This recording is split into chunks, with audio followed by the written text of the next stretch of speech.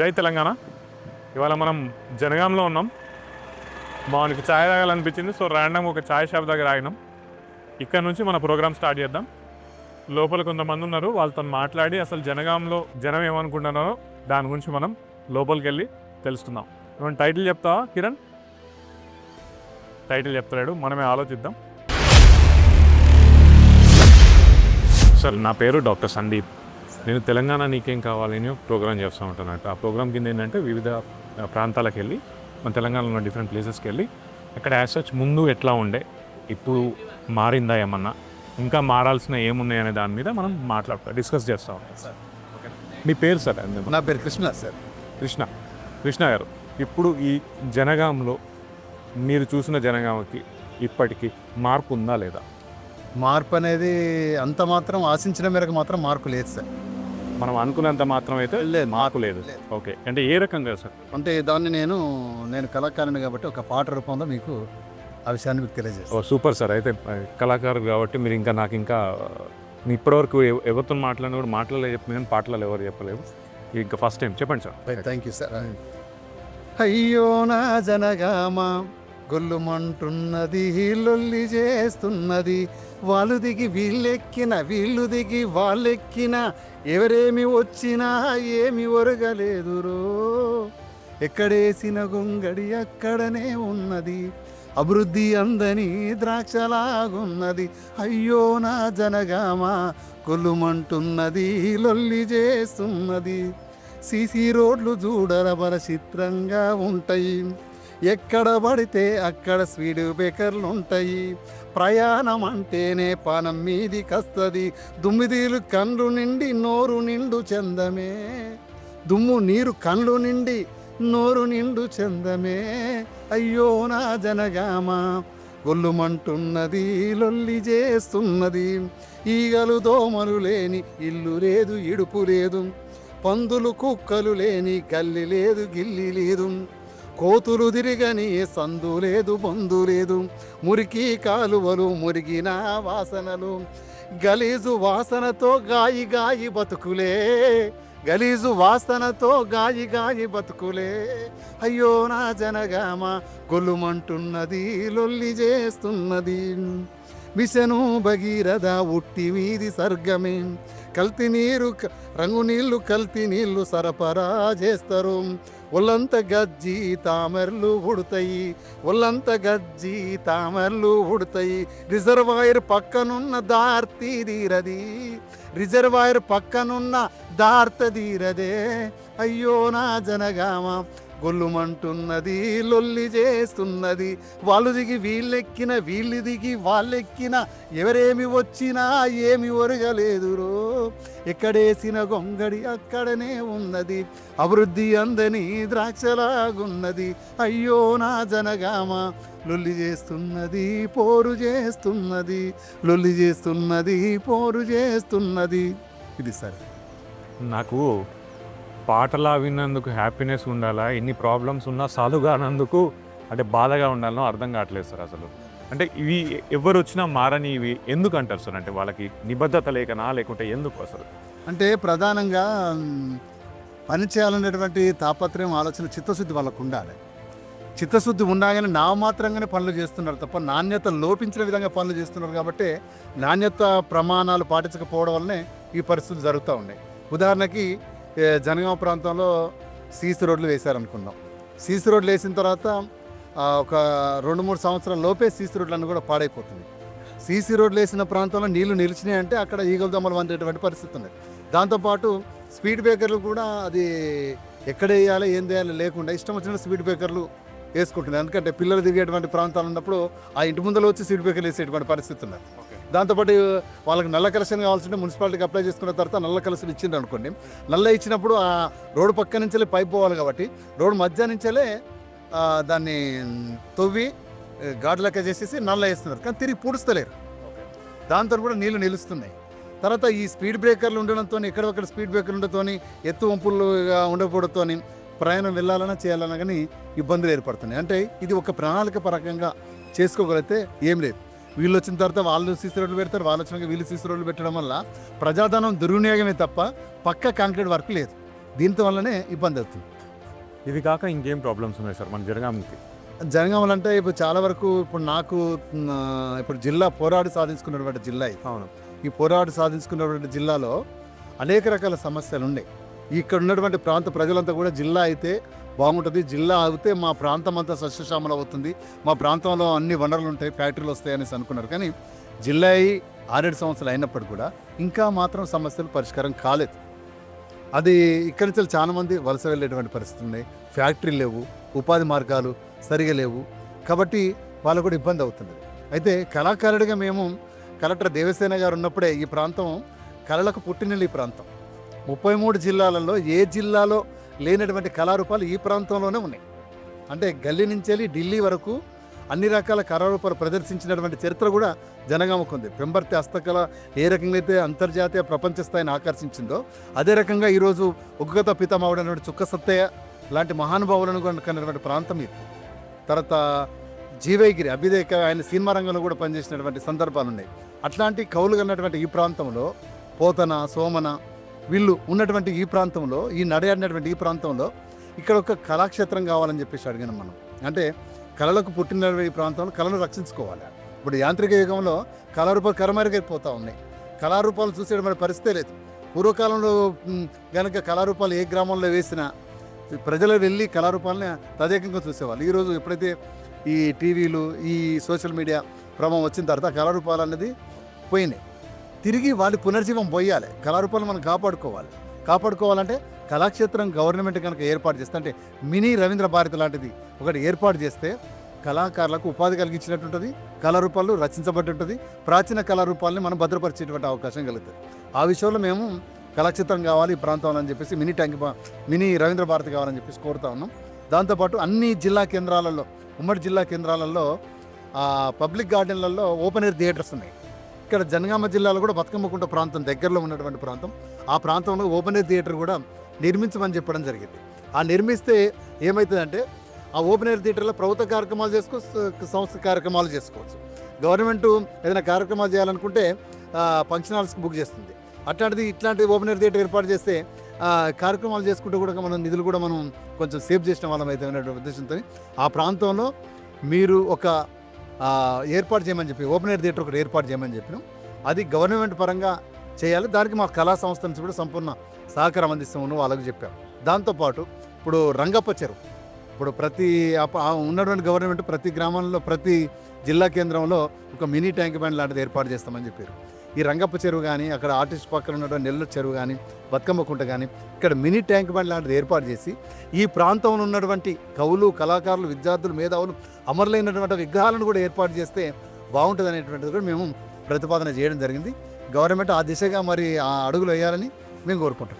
Sir ఇప్పటి వరకు చెప్పిన ఈ 3 పాయింట్స్ కాకుండా ఇంకా ఏమన్నా చేస్తే బాగుంటుంది? అంటే FM అంటే ఆకాశవాణి కేంద్రం కూడా ఒకటి ఏర్పాటు చేయమని చెప్పేసి గవర్నమెంట్ అడిగినమ్మా. ఆకాశవాణి రేడియో కేంద్రం. ఓకే. ఎందుకంటే దీంతోనే ఇక్కడ FM పరిధి 60 కిలోమీటర్ల పరిధినే ఉంటుంది. ఓకే. ఇప్పుడు హైదరాబాద్ తర్వాత ఉన్నటువంటి వరంగల్ వచ్చిన FM పరిధి అంతా 60 ఉంది. కానీ ఈ 60 ఏమవుతుందంటే జనగాముకు సరిపోతలేదు. వాళ్ళు వరంగల్లో పెట్టిన ఉద్దేశం అప్పుడు ఏంటంటే ఉమ్మడి జిల్లాలన్నిటికీ కవర్ చేయడం కోసం పెట్టారు. కానీ 60 కిలోమీటర్ల పరిధి వల్ల కార్యక్రమాలకు అంతరాయం కలుగుతుంది, ప్రసార తరంగాలు రావట్లేదు. ఓకే. అయితే ఇప్పుడు రేడియో ఎందుకు అడుగుతున్నామంటే రేడియో అనేటువంటిది సామాన్య మానవునికి చిరకాల కళ అది. ఓకే. ఎందుకంటే పూర్వకాలంలో బండ్లకు రేడియో కట్టుకుని కూడా పాటలు వినుకుంటూ పోయాను. ఓకే. ఇప్పుడు FM కొనాల్సిన అవసరం లేదు, ప్రతి ఒక్క సెల్లో FM ఉంది. దాన్ని పెట్టుకొని తర్వాత బ్యాండ్లో మనం ఏదైతే స్టేషన్ పెట్టుకుంటే ఆ స్టేషన్ కూడా వచ్చే అవకాశం ఉంది. మనకి బాధ అనేటువంటి మోడీ కూడా మరి రేడియో కార్యక్రమాలలో వాళ్ళ కార్యక్రమాలను కూడా చెప్తా ఉన్నారు. అట్లాంటప్పుడు గవర్నమెంట్ కూడా వీటి మీద దృష్టి సారించినట్టయితే ప్రతి జిల్లా కేంద్రంలో FM కేంద్రాలు ఏర్పాటు చేస్తే ఏమైందంటే విద్యా వ్యాపార మేనేజర్ సంబంధానికి సంబంధించినటువంటి వ్యాపార ప్రకటనలు చేసుకోవచ్చు. ఓకే. ప్రకటనలు చేసుకునే అవకాశం ఉంది. రైతులకు సూచనల సలహాలు కూడా ఇవ్వచ్చు. తర్వాత ప్రభుత్వ సంక్షేమ పథకాలను కూడా ప్రభుత్వ అధికారులు కూడా కింది స్థాయిలో ఉండే ప్రజలు కూడా చేరబెట్టేటువంటి అవకాశం ఉంటుంది. సో లోకల్ న్యూస్ ఇంకా ఎక్కువ మందికి వెళ్తాయి. లోకల్లో మనకి ఏం కావాలి, ప్రభుత్వం చేసే పనులు కావచ్చు, మిగతా అన్ని లోకల్ వాళ్ళకి ఎక్కువగా వస్తాయి. దాంతోపాటు కళాకారులకు కూడా అవకాశాలు వస్తాయి. దీంతో కళాకారులు కూడా అవకాశం ఉంది. ఇక్కడ ఉన్నటువంటి కళారూపాలన్నీ కూడా వాళ్ళకి ఇచ్చేటువంటి FMలో ఆడిషన్ ఆర్టిస్టులు ఉంటారు కదా, స్వరపరీక్ష చేస్తున్నటువంటి వాళ్ళు కూడా కళాకారులు ప్రోగ్రామ్ చేసేటువంటి అవకాశం కూడా ఉంటుంది. ఇది గవర్నమెంట్కు, కళాకారులకు, విద్యా, వ్యాపార, వాణిజ్య సంస్థలన్నిటి కూడా FM కేంద్రం అంటే ఉపయోగం ఉంటుంది. Okay sir. సార్ నేను ఇప్పుడు ఇక్కడ అటు నుంచి వస్తూ ఉంటే మొత్తం అక్కడ ఏదో వన్ వే పెట్టినట్టున్నారు, ఎందుకంటే అక్కడ బ్రిడ్జ్ ఏదో కన్స్ట్రక్షన్ అయిపోయినట్టు ఉంది, అండ్ ఇంకా కింద చూస్తే మొత్తం అక్కడ వాటర్ లాగింగ్ అయినట్టు ఉంది. సో ఆ వాటర్ ఎక్కడి నుంచి వస్తాయి? ఈ రంగప్ప చెరువు నుంచి అక్కడ వాటర్ కిందకు వస్తుంది సార్. ఒక్కసారి వెళ్ళి చూద్దాం అక్కడ. తప్పకుండా సార్.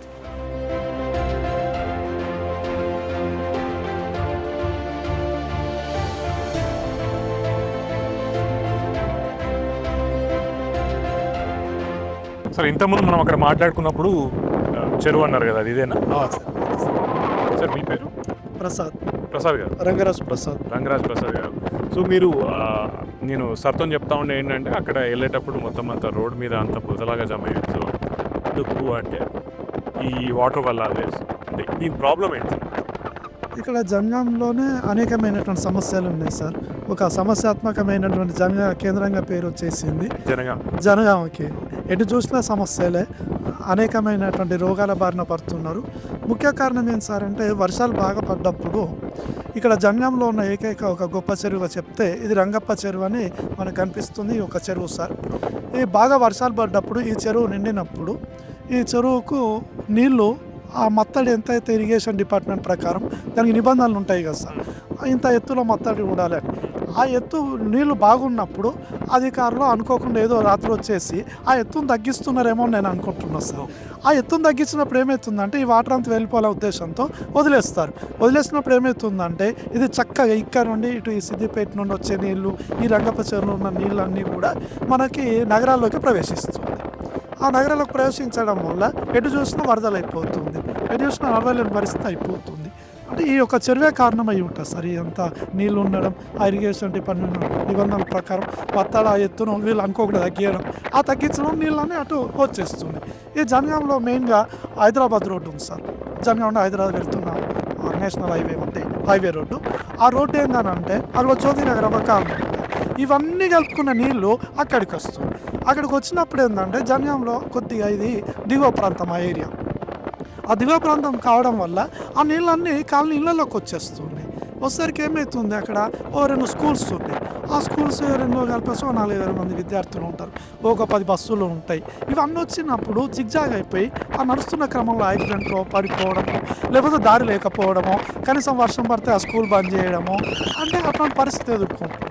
ఆ నీళ్ళు రావడం వల్ల ఆ కాలనీ వాసులు ఏంటంటే పాదాచారం నడిచే వాళ్ళకు కూడా ఇబ్బంది అవుతుంది. సడన్గా దీనివల్ల జ్వరం వచ్చిన ఇబ్బంది అవునా కూడా వాళ్ళు హాస్పిటల్ వెళ్ళాలన్నా కూడా ఒక్కొక్కసారి మనం చెప్తే సార్ ఇక్కడ దాకా కూడా నీళ్ళు వచ్చిన రోజులు ఉన్నాయి. ఇట్లా పట్టుకోవాల్సిన పరిస్థితి ఏర్పడుతుంది. ఎప్పుడో ఊర్లలో ఉన్నప్పుడు చెరువులు వచ్చినాయి, మత్తలు దూకినాయా వస్తున్నాయి అనే పరిస్థితి నగరాల్లోకి ప్రవేశించింది. అది ఇక దాని ఒక నగరారణ్యం అయిపోతుంది. ఆ జ్యోతినగర్ మొప్పుగా ఉండడం వల్ల ఈ నీళ్ళన్నీ అటు రావడం వల్ల ఫ్లోట్ ఎక్కువైపోతుంది. ఆ విధంగా నగర వాసులందరికీ, ముఖ్యంగా హైదరాబాద్లో ఉన్న జ్యోతినగర్ ఆ యొక్క కాలనీ వాసులకి చాలా ఇబ్బంది అవుతుంది సార్. సరే, ఇంత మంచి ఏరియా ఉంది కదా, అది మంచిర్యాల. మా మంచిర్యాలలో కూడా ఈ మధ్యలో ఏంటంటే భూకంపాలు ఎక్కువైపోయాయి. ఇప్పుడు ఇక్కడ కూడా ఏమన్నా రైతున్నాయి అట్లా అవుతుంది. అక్కడ మనకు కనిపిస్తున్నటువంటి ప్లేస్లో కూడా ప్లాట్లు కొట్టేసినట్టుగా కనబడుతుంది. ఇటు సైడ్ అటు సైడ్ కూడా ప్లాట్లు వేసినట్టుగా కనబడుతుంది. ఆక్రమిస్తున్నారు సార్. ఎప్పుడైతే దీని మీద సరైనటువంటి నియంత్రణ లేకపోతే ఖచ్చితంగా పక్కపడ్డ వాళ్ళు కానీ ఎవరైనా ప్లాట్ చేసుకొని ఆక్రమిస్తున్న సందర్భాలు ఉన్నాయి. ఆక్రమిస్తారు కూడా. ఆకుపోయిన ఇది మనకి ఏరియాస్ అంటే ఆపరేటర్ అనేది ఇప్పుడు అంటే ఈ టవర్స్ అని ఇట్లా ఎక్కడ దొరకగా ఆకుపోయి చేసుకుంటాం. సొల్యూషన్ అయితే సొల్యూషన్ ఉంటుంది సార్. ఈ చెరువు యొక్క దీనిపైన ఒక ఆరకట్ట లాంటిది ఏదైనా కట్టడం, లేదంటే ఈ హైటును ఎంత అవుతుందో అంతే ఉంచడం వల్ల ఈ నీటిది కొద్దిగా ఉంటుంది. రెండోది ఏంటంటే ఇక్కడ నుండి జ్యోతినగర్కి వచ్చే నీళ్ళు ఏవైతే ఉన్నాయో ఈ మధ్యలో ప్రభుత్వం ఒక చిన్న చర్య తీసుకొని సరే ప్రాబ్లం అవుతుందని చెప్పేసి ఒక చిన్న అండర్ డ్రైనేజ్ కడుతూ ఉన్నారు. ఆ అండర్ డ్రైనేజ్ కడుతున్నారు కానీ అది వాళ్ళు స్టార్ట్ చేయడం కూడా ఒక మేలను అరౌండ్ ఆ టైంలో చేస్తే వచ్చే వాళ్ళకి ఇబ్బంది ఉండదు. ఇప్పుడు ఏం జరుగుతుంది, అండర్ డ్రైనేజ్ అంటున్నారు, ఇక్కడికి వచ్చే నీళ్ళన్నీ తీసుకుపోయి అక్కడ నెల్లూరు ప్లాన్ ఉంటుంది సార్. ఆ ఏరియా ఒక చెరువు ఉంటుంది, అక్కడికి కలుపుదాం అనేది వాళ్ళకి వచ్చిన ఆలోచన బాగుంది కానీ ఆచరణలో మాత్రం అది సాధ్యంగా కాంపరుస్తుంది. ఇప్పటికి ఒక 4-5 నెలలు అవుతుంది. 4-5 నెలల్లో ఏం పని జరగలేదు. ఎక్కడేసిన గొంగడ అన్నట్టు అక్కడే ఆగిపోయింది. ఇప్పుడు ఈ వర్షాలు 4-5 రోజులు పడ్డాయి. తుఫాను బీభత్సంలో బే ఆఫ్ బెంగాల్ వల్ల మనకు వర్షాలు పడుతున్నాయి. అక్కడ పని ఆగిపోయింది. ఇప్పుడు ఏమవుతుందంటే అక్కడ ఉన్న స్కూల్ జోన్స్కి జ్యోతినగర్ ఒక బోర్డు ఉంటుంది సార్. ఒకే గల్లీ నుండి రావాలి. అంటే బస్సులు రావడం 10 బస్సులు స్టూడెంట్స్ ఇవందరూ రావడం వల్ల 1-2 యాక్సిడెంట్లు కూడా అయిపోయినాయి. రెండోది ఏంటంటే ఎక్కడొచ్చి నీళ్ళు పేరుకి హైవే రోడ్డు కానీ హైవే రోడ్డు మీద నీళ్లు నిలుస్తున్నాయి. ఆ నిలిచే నీళ్ళలో ఈగల దోమలు రావడం వల్ల ఈ వర్షాకాలంలో వచ్చే సీజనల్ వ్యాధులు వాళ్ళకి రావడం కూడా జరుగుతుంది. దీనికి ఒక ఆనకట్ట కట్టి పర్మనెంట్ సొల్యూషన్ చూడాలి. కొంతవరకు ఎప్పుడైతే మొత్తడి ఎత్తు అవుతుందో ఇరిగేషన్ డిపార్ట్మెంట్ ఆ ఎత్తు నిబంధనలు పాటిస్తూ దాన్ని అవసరం వచ్చినప్పుడు ఉండవట్టిన వచ్చేసి దాన్ని తగ్గియడం వల్ల మొత్తం నగరవాసులు ఇబ్బంది పడుతున్నారు. ఇప్పుడు మనం చూస్తున్నాం చూడండి సార్, ఇక్కడ ఇదే ఉంది. ఇప్పుడు మనకు అక్కడ దాకా వచ్చేసరికి అంత దూరం అంత ఉధృతం ఉంది అంటే ఈ నీళ్ళు ఇక్కడికి వచ్చినప్పుడు ఇక్కడ దగ్గరలో ఉన్న కాలనీ పరిస్థితి. కాబట్టి ఈ విధంగా దీనికి ఒకటే సొల్యూషన్ సార్, అంతే కదా సార్. కాబట్టి ఒకటే సొల్యూషన్ నా యొక్క ఆలోచన ప్రకారం ఇక్కడ దీనికి ఒక ఆనకట్ట కట్టడము, ఆ ఎత్తుగా ఉన్నటువంటి ఆ మత్తడిని తగ్గకుండా కదిగా ఉంచే ఆ నీటిని తర్వాత ఇక్కడ ఉన్నటువంటి పొలాలకు కూడా వాడుకునే అవకాశం ఉంటుంది. నీళ్ళు లేక చనిపోతున్నారు, నీళ్ళు లేక ఇబ్బంది అవుతుంది, రైతు ఎంతో కష్టపడుతున్నాడు. ఆ నీటిని మనం మార్గాన్ని వాడుకోవచ్చు. కానీ అట్లా చేస్తే లేదు, అట్లా చేయకపోవడం వల్ల అది ప్రాబ్లం. ఇప్పుడు అండర్ డ్రైనేజ్ కూడా అంతే సార్, అది ఎంత నాణ్యత ఉందో తెలియదు. ఇప్పటికి 4-5 నెలలు అయింది. ఆ 4-5 నెలల్లో అసలు పని ఏం జరగలేదు, కొంచెం ముందుకు జరిగింది. అది ఇంకా 4-5 నెలలు అవుతుంది కావచ్చు, సంవత్సరం కావచ్చు. ఆ సంవత్సరంలో ఆ కాలనీ అసలు ఎంత ఇబ్బంది పడతారు. రూట్ ఒకటే 1 వే అయిపోయింది. అది మళ్ళీ అది హైదరాబాద్ రోడ్డు. ఇప్పుడు అది కట్టడం వల్ల ఈ జనగాం నుండి హైదరాబాద్ వేయటోళ్ళు ఐరన్ స్ట్రీట్ వచ్చి ఇద్దరు ఇట్లా టర్న్ చేసుకోవడం వల్ల ఆ గ్యాప్ తక్కువలో యాక్సిడెంట్లు అవుతున్నాయి, పడిపోతూ ఉన్నారు. కనీసం అక్కడ ఒక సెక్యూరిటీ పెట్టి వచ్చే వాళ్ళని పోయడం పంపడం స్కూల్ జోన్ కాదు సార్. కాబట్టి ఇట్లా కూడా కొంత ప్రాబ్లం అవుతుంది సార్. ఇక డెఫినెట్లీ సార్. అంటే ఈ ఇంటర్వ్యూ ఎవరైనా చూస్తే మేబీ వింటారేమో నాకు తెలియదు. నేనైతే ఇక్కడ ఉన్న అధికారులకు పంపించేందుకు ట్రై చేస్తాను. సార్ మీరు అయితే చెప్పవచ్చు. నేను ఏం చెప్పబోతున్నానంటే ఇప్పుడు చెరువులు ఉంటాయి కదా సార్, ఈ చెరువులలో ఉన్నటువంటి పూడికను తీయాలి. ప్రతిసారి ఎండాకాలం వచ్చిందంటే నీళ్లు తగ్గిపోయినప్పుడు చెరువులో పూడిక తీస్తే ఆ పూడిక తీయకపోవడం వల్ల ఏమవుతుందంటే అది మొత్తం సిమెంట్ లాగా తయారైపోతుంది ఉండబట్టి అంతా. కాబట్టి పడ్డ నీరు పడ్డట్టు భూమిలో ఇంకకుండా భూగర్భ జలాలు పైకి రాకుండా పడ్డ నీరు పడ్డట్టు బయటకు పోయేటువంటి పరిస్థితి ఏర్పడతాం.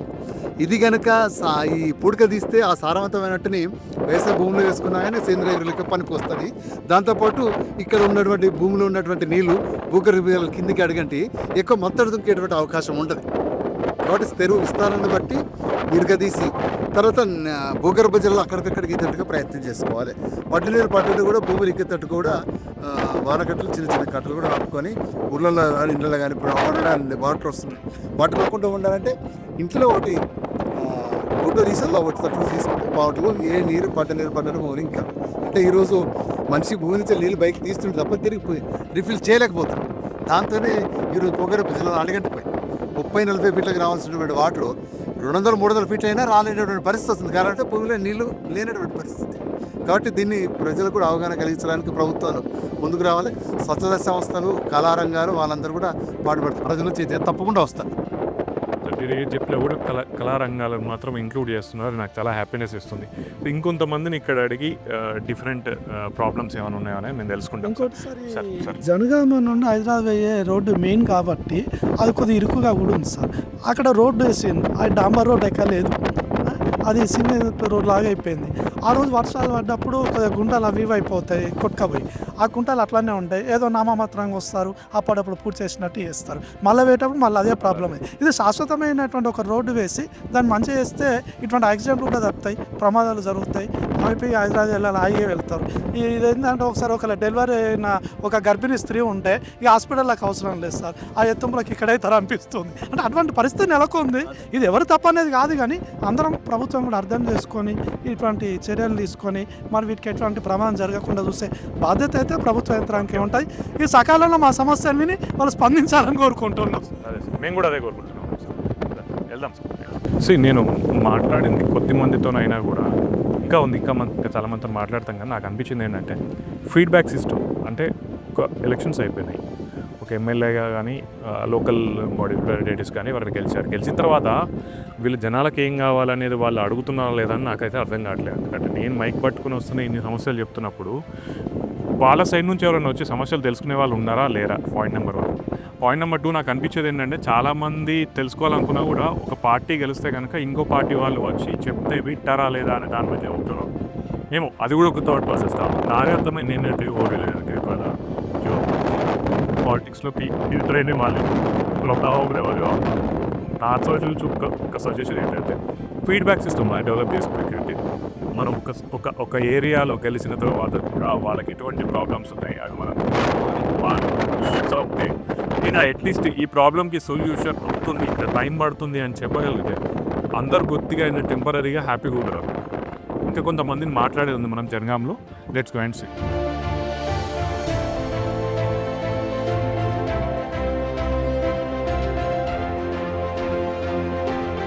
సార్ నా పేరు డాక్టర్ సందీప్తుల. నేను క్యాన్సర్ స్పెషలిస్ట్ యాక్చువల్లీ. దాంతోపాటు ఏంటంటే ప్రోగ్రామ్ చేస్తున్నాను తెలంగాణ నీకేం కావాలి. దానిలో భాగంగా ఇప్పుడు డిఫరెంట్ ఫ్రెండ్స్తో కలిపి ఇక్కడ జనగాంకి వచ్చినా ఉన్నాను. సో నాకు యాక్చువల్లీ జనగాం గురించి తెలుసుకోవాలని ఉంది. సో మీరు కూడా ఒక one of the best person అయినా సరే మీ దగ్గరకు వచ్చాను నేను. మీ పేరు సార్? నేను పెట్లోజు సోమేశ్వరాచారి సార్. కవి, రచయిత, గాయకులు. తెలంగాణ ఉద్యమ అలాగే జనగామ జిల్లా ఉద్యమంలో చాలా కీలకంగా పాల్గొన్నటువంటి వ్యక్తిని. కవి హృదయం సాహిత్య వేదిక అనేటువంటి ఒక సాహిత్య సంస్థను కూడా నేను నడుపుతూ ఉన్నాను. వృత్తిరీత్యా నేను లెక్చరర్, జంతుశాస్త్ర ఉపన్యాసకుడిని. తెలంగాణ మైనార్టీ బాయ్స్ రెసిడెన్షియల్ కళాశాలలో వర్క్ చేస్తూ ఉన్నాను. Okay, this is my introduction. సరే, మీరు ఫస్ట్ నుంచి ఇక్కడే ఉన్నారు, జనగాంలోనే ఉన్నారా? అవును సార్, ఫస్ట్ నుంచి ఇక్కడే జనగామ. మీరు చూసిన జనగాంకి ఇప్పుడున్న జనగాంకి డెఫినెట్లీ చేంజెస్ వచ్చినాయని అనుకుంటున్నాను. సో ఏ రకమైన చేంజెస్ వచ్చినాయి ఒకటి. నెక్స్ట్ ఇంకోటి ఏంటంటే మీరు ఇంకా ఏం మార్పు కోరుకుంటున్నారు ఇక్కడ, దాని మీద ఒకసారి చెప్తారు. ఎస్, జనగామ ఇది ఒక ఉద్యమాల పురిటిగడ్డ. తెలంగాణకే తనమాలికమైనటువంటి భూ ఉద్యమాలను పరిచయం చేసినటువంటి గడ్డ జనగామ. జైనం విలసిల్లి సత్యం ప్రవచించినటువంటి నేలలో ఒరే దొర అన్నటువంటి యాది మరవని వీరనారి చాకలి ఐలమ్మ వారసత్వం ఇక్కడ కనిపిస్తూ ఉంటుంది.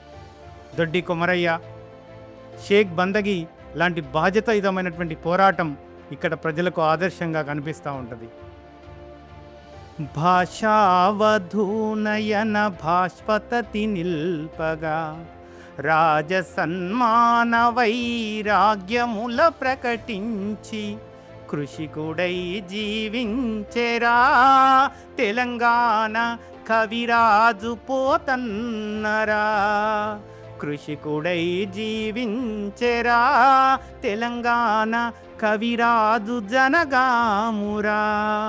కవనాన విప్లవ కాహలిని పూరించి కమ్మ తెలుగులో తేట కావ్యాలు రచించే పాల్కురికి ఆనాడెరా తెలంగాణ ప్రగతి బాటలనేసెరా. కథనాన శత్రువుల కుత్తుకల నవలీల ఉద్యమించిన బలోన్మత్తులేలిన భూమి వీరులకు మొగసాలరా తెలంగాణ ధీరులకు కానాచిరా. అలాంటి ఒక అస్తిత్వ పోరాట గడ్డ జనగామ. ఇక్కడ నీ కవిత్వాన్ని మాకు అమ్ము లేక మాకు ఇవ్వండి అని రాజులు అనంటే నేను వ్యవసాయం చేసుకొని అయినా బతుకుతా కానీ నా కవిత్వాన్ని నీకు ధారాదత్తం చేయనని ధిక్కార స్వరం ఆనాడే వినిపించినటువంటి పోతనామాత్యులు పుట్టినటువంటి గడ్డ జనగామ. అలాంటి గడ్డలో జిల్లా ఉద్యమ సమయంలో ఇక్కడ నుంచి ఈ జిల్లా స్టేటస్ని తీసేస్తాం లేకపోతే జిల్లా ఇయ్యము అనేటువంటి సందర్భంలో ఇక్కడ ప్రజలందరూ ఏకమైనరు. వాళ్ళు చేసినటువంటి కొట్లాటల ఫలితంగా జైలు ఊచలను సర్రున మీటి రగిలించినటువంటి ఉద్యమ సెగ ఈనాడు చూస్తున్నటువంటి జనగామ జిల్లా యొక్క రూపం. ఒకప్పుడు ఉద్యమాలతో ఇటు సాగునీరుకు అటు తాగునీరుకు కష్టాలను ఎదుర్కొన్నటువంటి జనగామ జిల్లా అన్నీ తనకు కావలసినటువంటి వసతులను పోరాటాల ద్వారానే ఏర్పాటు చేసుకున్నది. ఇటు వారసత్వం నుంచి నేటి వరకు జనగామకు కావలసినటువంటి మౌలిక వసతుల కొరకు ప్రజలు పోరాటం చేస్తూనే ఉన్నారు, సాధించుకుంటూనే ఉన్నారు. ఇంకా అనేకమైనటువంటి సమస్యలు ఈరోజు జనగామలో గూడు కట్టుకొని కనిపిస్తాయి. ముఖ్యంగా జనగామకు సంబంధించి ఒక ఇండస్ట్రియల్ క్యారిడార్ రావాల్సిన అవకాశం ఉంది. ఈ ఇండస్ట్రియల్ క్యారిడార్ రావడం ద్వారా ఒకటి ఆర్థిక అభివృద్ధిని సాధించడం, రెండు జిల్లాలో ఉన్నటువంటి కీలకమైనటువంటి ప్రాంతాలను ఏకం చేసి దాని యొక్క నాణ్యతను పెంచడానికి ఈ ఇండస్ట్రియల్ కారిడార్ అనేటువంటిది ఉపయోగపడుతుంది. జనగామ జిల్లాలో మొదటి నుంచి ఉన్నటువంటి ప్రధానమైనటువంటి కొరత ఏంటి అని అంటే ఉపాధి అవకాశాలు లేక పొద్దున లేవగానే ఇటు కాకతీయ పుష్పులు అనే 2 ప్యాసింజర్ ట్రైన్స్ ఉంటాయి, దానికి హైదరాబాద్కు వలసబోతున్నారు. అనేకమైనటువంటి యువత చదువుకొని నిరుద్యోగులై వలసబోతూ వస్తూ ఉన్నది. ఈ అంశాన్ని మనము తీర్చడం కొరకు ఒక ఇండస్ట్రియల్ కారిడార్ ఇక్కడ సత్వరమే డెవలప్ చేయాల్సినటువంటి అవకాశం ఉన్నది.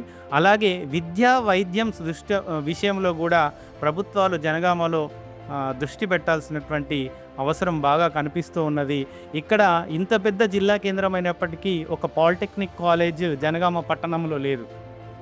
అలాగే ఉద్యమాల ఫలితంగా మొన్ననే మేము మెడికల్ కాలేజీను ఇక్కడ విద్యార్థి ఉద్యమాల ఫలితంగా దాన్ని సాధించుకోగలిగినాం. ఇక జనగామకు ఒక నర్సింగ్ కాలేజీ లేదు. ఈ రెండింటి కొరకు మేము పోరాటాలు జేఏసీ తరఫున తీవ్రతరం చేస్తూనే ఉన్నాం. వీటిని సాధించుకోవాల్సినటువంటి అవసరం ఉన్నది. మా జనగామ ఉద్యమాల పురిటి గడ్డ మా జనగామ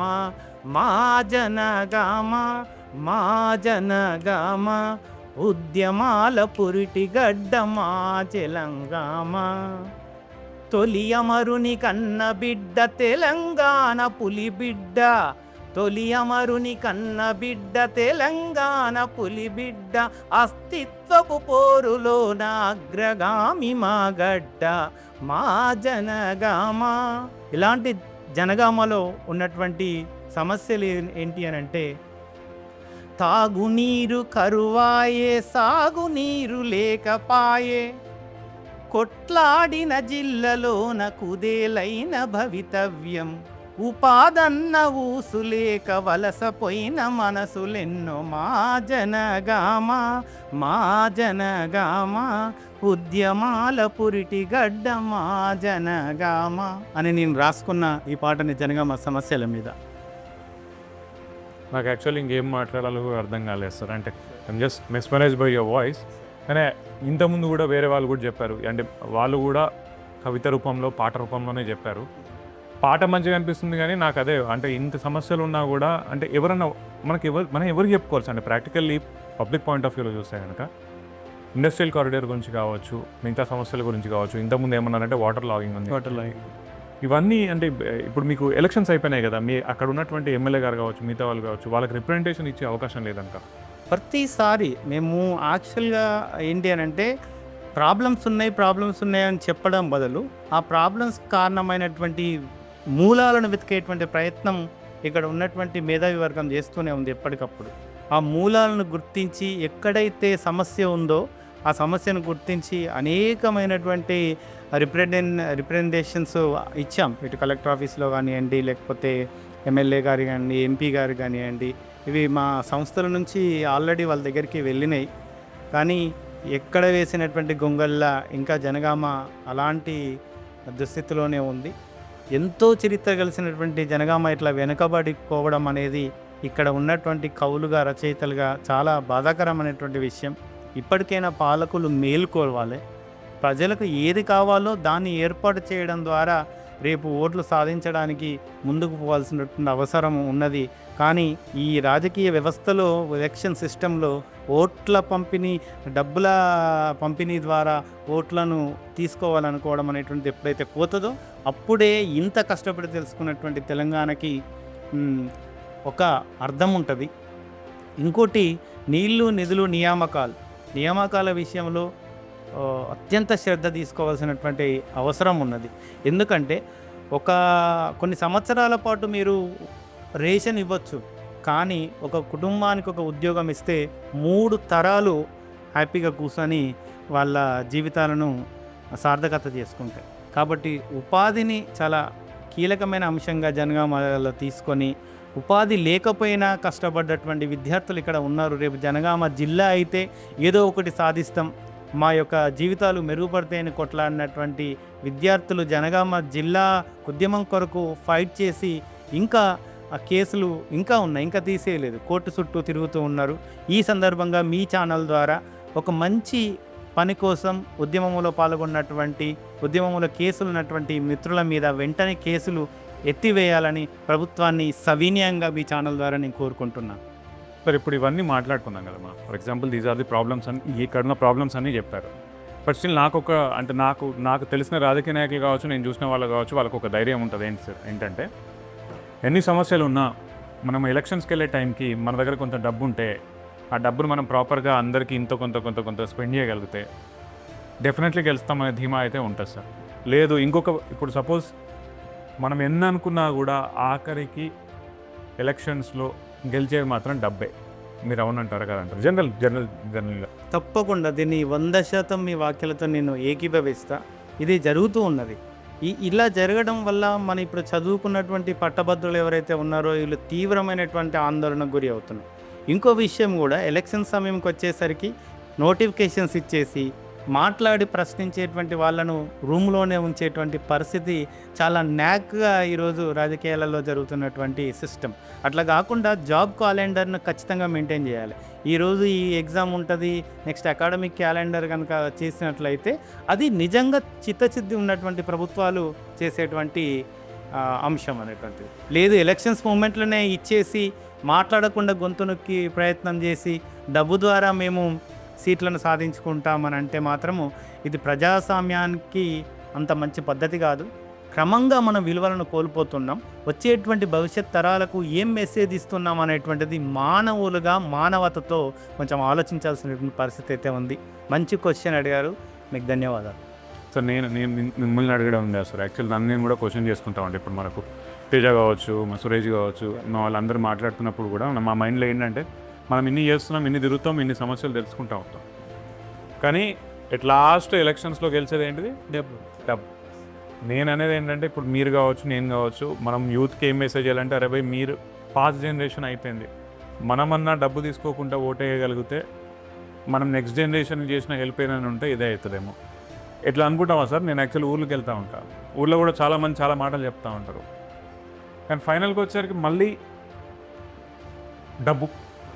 సో అక్కడ ఏమంటారు దీన్ని, మనకు వైరాగ్యం అంటారా, ఏమంటారు జనరల్గా, అంటే ఒక నెగిటివ్ ఇంపాక్ట్ వస్తుంది చూసిందా, అదే వస్తుంది సార్ నాకు. అంటే ఏంటంటే కొన్ని ఊళ్ళలో తిరిగినప్పుడు దీనికి కారణం ఏంటి సార్ అని అంటే, దీన్ని విశ్లేషించినప్పుడు భారతదేశంలో మొదటి నుంచి ఉన్నటువంటి ప్రాబ్లం పేదరికం, అనేకమైనటువంటి కష్టాలు, వాని జీవితం వెళ్ళడానికే ఉన్నది. అయితే ఒక విషయం ఏంటి, ఇండియా పరిస్థితికి వచ్చేసరికి దాదాపు ఒక 4% పీపుల్ చేతుల్లోనే కొన్ని కోట్లాది రూపాయల ధనం ఉంది. మిగతా పర్సన్స్ అందరూ కూడా ఏంటి అని అంటే, వాళ్ళ కనీసం జీవన భృతి వెళ్ళడానికి, సర్వైవల్ కావడానికి కూడా వాళ్ళు కష్టపడుతున్నటువంటి అంశం అక్కడ కనిపిస్తూ ఉంటుంది. ఇంత చేసినా, మనం ఇంత నిజాయితీగా చేసినా రేపు ఏమొస్తుంది, ఈ రాజకీయ నాయకులను నమ్మలేము అనేటువంటి స్థితిలో ప్రజెంట్ అయితే ఇది వస్తుంది కదా, అది సామాన్యుడి బతుకు చిత్రం. ఇప్పటికిప్పుడు నాకు ఒకటైతే వస్తుంది కదా అని అట్లా స్థితికి పాలకులు తీసుకొచ్చిండ్రు, దాన్ని ప్రజలు ఫాలో అవుతున్నారు. ఇంకొకటి సార్, ఇండస్ట్రియల్ కారిడార్ గురించి మనం మాట్లాడుతున్నాం కాబట్టి అవుట్ ఆఫ్ ద టాపిక్ నాకు అనిపించిన క్వశ్చన్ ఒకటి, ఇండస్ట్రీస్ మంచి అని అనుకుంటాం, కానీ బిజినెస్ మ్యాన్ అంటే మన సినిమాల్లో కూడా చూస్తే ఎట్లా ఉంటుందంటే, ఒక పెద్ద బిజినెస్ వస్తుంది, బిజినెస్ పెట్టే వాళ్ళు వస్తారు, వాళ్ళు ఆ ఊరిని పాడి చేస్తారు, రైట్, అక్కడ ఉన్న లోకల్ వాళ్ళు ఆ బిజినెస్ని పంపించేస్తారు, ఆ ఇండస్ట్రీని పంపించేస్తారు అన్నట్టు ఉంటుంది. మనమేమో ఒక సైడ్ ఏమో ఇండస్ట్రియల్ కారిడార్ రావాలని కోరుకుంటాం, ఇంకో సైడ్ ఏమో మనం ఇప్పుడు కళాకారులు కాబట్టి జస్ట్ చెప్తాం, మూవీస్లో కావచ్చు ఏం చూపిస్తామంటే బిజినెస్ని, ఇండస్ట్రీస్ని ఒక భూతంగా చూపిస్తాం. అవునా కదా, జనరల్ మెంటాలిటీ చెప్తాను సార్, అది కరెక్ట్ అంటారా? అంటే అవుట్ ఆఫ్ దిస్ టాపిక్ నాకు అడగండి. అయితే అట్లా చూడడంలో ఏంటంటే, ఒకటి పెట్టుబడిదారీ విధానం వచ్చి ఎవరైతే యాజమాన్యం ఏదైతే ఉన్నదో అది ప్రజలను హింసించి శ్రమ ఎక్కువ చేయించుకొని తక్కువ వేతనం ఇచ్చి తీసుకునేటువంటి పరిస్థితులు ఉంటే అలాంటి ఉద్యమాలు ఆ ప్లేస్లో వస్తాయి. ఓకే, దాన్నే అక్కడ ఫీలింగ్స్లో చూపిస్తారు. కానీ దీన్ని మళ్ళీ ఎవరు కంట్రోల్ చేయాలంటే ప్రభుత్వాలు కంట్రోల్ చేయాలి. ఏది ఇండస్ట్రియల్ కారిడార్ ద్వారా వచ్చేటువంటి ఫలాలు అనేటువంటివి సాధారణ ప్రజలకు అందాలి, అంతేగాని మళ్ళీ బడా మల్టీ రియల్ ఎస్టేట్ కంపెనీలకు కానివ్వండి, లేకపోతే బహుళ సంస్థలకు కానివ్వండి హెల్ప్ చేసేటువంటి కనుక తీసుకుంటే మళ్ళీ అది ఒక పెద్ద సమస్యగానే మిగిలిపోతుంది. అంటే దీనికి కారణం ఒక మానవత అనేది మాత్రం ఖచ్చితంగా ఉండాలి. ప్రజలకు ఏదైనా సేవ చేయాలి, వాళ్ళకు ఫలాలు అందాలి అన్న ఉద్దేశంతో కనుక ఇక్కడ ఇండస్ట్రియల్ కారిడార్లు తీసుకొస్తే ఇక్కడే కాదు ఎక్కడైనా సక్సెస్. నేనేమంటానంటే సార్, ఇండస్ట్రీస్ పెట్టేది డెఫినెట్లీ ఇప్పుడు నేను ఇండస్ట్రీ పెట్టినా ఏంటంటే నాకు ఎక్కువ అమౌంట్ నాకు ప్రాఫిట్స్ వస్తాయనే ఉద్దేశంతోనే పెడతాను డెఫినెట్లీ. అండ్ నేనేమంటానంటే మిగతా కలిపి నేను అనుకునేది ఏంటంటే అక్కడ పనిచేసే జనాలకు ప్రాపర్గా అందాలి, ద సేమ్ టైం నాకు కూడా బెనిఫిట్ ఉండాలి. సో అట్లా అటువంటి ఏమైనా ఇండస్ట్రీస్ వస్తే ఇంకా బెటర్గా ఉంటాయి. బాగుంటుంది. Right sir, it was very nice talking to you sir. Thank you so much for your time. Right, నా పేరు డాక్టర్ సందీప్. నేను తెలంగాణ నీకేం కావాలని ఒక చిన్న ప్రోగ్రామ్ చేస్తూ ఉంటాను. దానిలో భాగంగా ఏంటంటే డిఫరెంట్ ఊర్లకు వెళ్ళి అక్కడ ఎట్లా ఉంది, వాళ్ళ పరిస్థితులు ఎట్లా ఉన్నాయి, ఒకప్పుడు ఎట్లా ఉంది, ఇప్పుడు ఎట్లా ఉంది, అండ్ ఫ్యూచర్లో మీకు ఇంకేం కావాలనుకుంటున్నారు దాని మీద మాట్లాడుతూ ఉంటాం. సో జనగామ కవర్ చేద్దాం అనుకున్నప్పుడు ఇక్కడ ఏరియాలో పోతుంటే నాకు ఇక్కడ బోర్డు బాగా నచ్చింది, అమ్మ ఫౌండేషన్. కొద్దిగా ఈ అమ్మ ఫౌండేషన్ గురించి అంటే ఏంటి? అంటే అమ్మ ఫౌండేషన్ అనే ముఖ్య ఉద్దేశం అంటే అనాథలకు, అంటే కరోనా టైం నుంచి మేము సర్వీస్ చేసాం. చాలామంది అనాథలను కూడా మేము మా భుజాల మీద మోయడం జరిగింది. ప్రతి ఒక్కరు ఆకలి చావులకి, అంటే ఆకలి చావు చనిపోకూడదు అనేది మా ఉద్దేశంగా పనిచేసినాం. అట్లా ఎట్లా అంటే ప్రతిరోజు మేము ఏదో ఒక సేవా కార్యక్రమం చేస్తాం. బస్ స్టాండ్లో, రైల్వే స్టేషన్లో ఉండే వాళ్ళకి అన్నం ఇవ్వడము. అదేవిధంగా ఎట్లా అంటే మా ఇంటి దగ్గర నుంచి వండుకొని పోయి కొద్ది రోజుల తర్వాత ఏమైందంటే ప్రతి ఒక్కరు వాళ్ళ బర్త్డే సందర్భంగా ఎవరికైనా ఒకరికి అన్నదానం చేయాలి, లేకపోతే ఒక చెట్టు అయినా పెట్టండి, లేకపోతే మీ ఒంట్లో ఉన్న రక్తాన్ని అయినా సరే ఇతరులకి బ్లడ్ డొనేషన్ ఇవ్వడము, ఐ డొనేషన్ చేయడము, లేకపోతే శరీరాన్ని కూడా డొనేట్ చేయడం. అట్లా బర్త్డే సందర్భంగా ఇవి చేయాలి. బాంబులు, కేకులతో, ఫ్లెక్సీలతో కాకుండా వేస్ట్ ఆఫ్ మనీ ఖర్చు చేయదనే ఉద్దేశంతో అమ్మ ఫౌండేషన్ నిర్మించడం జరిగింది. ఇప్పటికీ 8 సంవత్సరాల సమాజ సేవలో ఉన్నారు. ఐఎమ్ సో సారీ, మీ పేరు మర్చిపోయాను నేను మళ్ళీ సార్. నా పేరు మంతెన మణి అన్న, మణికుమార్ గారు, అమ్మ ఫౌండేషన్ వ్యవస్థాపకుని. సార్ ఇప్పుడు మీరు ఫస్ట్ నుంచి జనగామేనా? జనగామ. మీరు ఒకప్పుడు చూసిన జనగామకి ఇప్పటికీ నాకు తెలిసి చాలా మార్పులు వచ్చినాయని చెప్తాను. అయితే మీకు జనగామ తరఫున ఇంకా ఇది జరిగితే బాగుంటుందని చెప్పి ఎవరైనా అడగాలనుకుంటే ఏం అడుగుతారు? అంటే ఈ జిల్లా కోసం కూడా మేము దాంట్లో పోరాడినాం, జైలుకి కూడా పోయినామన్న. అంటే ఒకప్పుడు ఆలేరు జనగామ అనేది, అంటే మేము చిన్నతనంలో ఆలేరు జనగామ అంటేనే జనగామను గుర్తుపట్టేది. కొద్ది రోజులు మమ్మల్ని నల్గొండ డిస్టిక్ కింద ఉంచారు, ఇంకా కొద్ది రోజులు ఏమో వరంగల్ డిస్టిక్లో ఉంచారు. ఇప్పుడు మాకు ఒక జిల్లా, మేము ఎదిగిన తర్వాత మాకు ఒక జిల్లా సాధించడం కోసం అంటే మేము మా మిత్రులందరూ కూడా పోరాడడం జరిగింది. ఈరోజు జనగామ అంటే ఆ చిన్న ఊరులాగా ఉండేదాన్ని ఒక జిల్లాగా మనం సాధించడం, అంటే అందరూ ఉద్యమం చేస్తే ఇక్కడ ఉన్న ప్రజలందరూ చైతన్యం అయితేనే ఇది సాధించడం. కాకపోతే ఇంకా డెవలప్ కాలేదు, అంటే మనం అనుకున్న స్థాయిలో డెవలప్ లేదు అనేది నా అభిప్రాయం. అంటే ఏ రకంగా ఏదైనా 2 ఆస్పెక్ట్స్ చెప్పాలనుకో. అంటే ఒకటి, మంచినీరు పరంగా అంటే నీటి శుద్ధి చేస్తాము అని చెప్పేసి గత పాలకులు కాబట్టి ఎప్పటి నుంచో ఇది జనగామ ప్రజలకి హామీ ఇస్తూ ఉన్నారు. ఇప్పటివరకు హామీ నెరవేర్చలేదు. ఇప్పటికి కూడా ప్రతి ఇంటి నుంచి ఒక నెలకి 300 రూపాయలు ఖర్చు అవుతూ ఉన్నాయి. అంటే వాళ్ళు నీరును కొనుక్కునేటువంటి పరిస్థితిలో ఈ జనగామ జిల్లా ప్రజలు ఉన్నారు. అంటే నీటిని శుద్ధి చేసి అందించాలనేది ఇక్కడ ఉన్న ప్రజల డిమాండ్. ప్రధానంగా నీరు కొంచెం సాల్వ్ చేసి ఇస్తే ఇంకా బెటర్గా. ఇది కాకుండా ఇంకేమన్నా ఇప్పుడు హాస్పిటల్ మెయిన్ సమస్య. అంటే నీటి తర్వాత కంటే ముందు ఆరోగ్యం విషయంలో ఇక్కడ ఉండేటువంటి ఆసుపత్రి 100 పడకల ఆసుపత్రి అంటారు. ఆ 100 పడకల ఆసుపత్రి దేవునికి ఎరక కానీ ప్రతి ఒక్క చిన్న సమస్యకు కానీ వరంగల్ లేకపోతే హైదరాబాద్ రిఫర్ చేస్తారు. ఇక్కడ ఉన్నటువంటి ప్రజలు అంటే చాలా ఆర్థికంగా ఉండడం కంటే చాలా అంటే మిడిల్ క్లాస్లో, లోయర్ మిడిల్ క్లాస్లో ఉన్నటువంటి పబ్లిక్ ఉంటారు. కాబట్టి వీళ్ళు సడన్గా చాలామంది ప్రాణాలు కూడా కోల్పోయారు సార్. ఎందుకంటే పాము కాటుకి, అంటే కొన్ని చిన్న కుక్క కాటుకి మందు కూడా దొరకని సందర్భాలు ఉన్నాయి. కాబట్టి చాలామంది చిన్న కారణాలతో చనిపోయిన వాళ్ళు ఉన్నారు. అంటే వరంగల్ పోయే మార్గం మధ్యలో చనిపోయిన అటువంటి పరిస్థితి. అదేదో ప్రైవేటు పరంగా కాకుండా ఇక్కడున్న గవర్నమెంట్ ఆసుపత్రిని డెవలప్ చేస్తే చాలామందిని మరణాల సంఖ్య కూడా మనం తగ్గించవచ్చు అనేది నా అభిప్రాయం. ఇంకా మీరు ఒకవేళ ఈ వీడియో కనుక జనగామ వాళ్ళందరూ చూస్తే మీరు ఇంకేమైనా చెప్పాలనుకుంటున్నారా?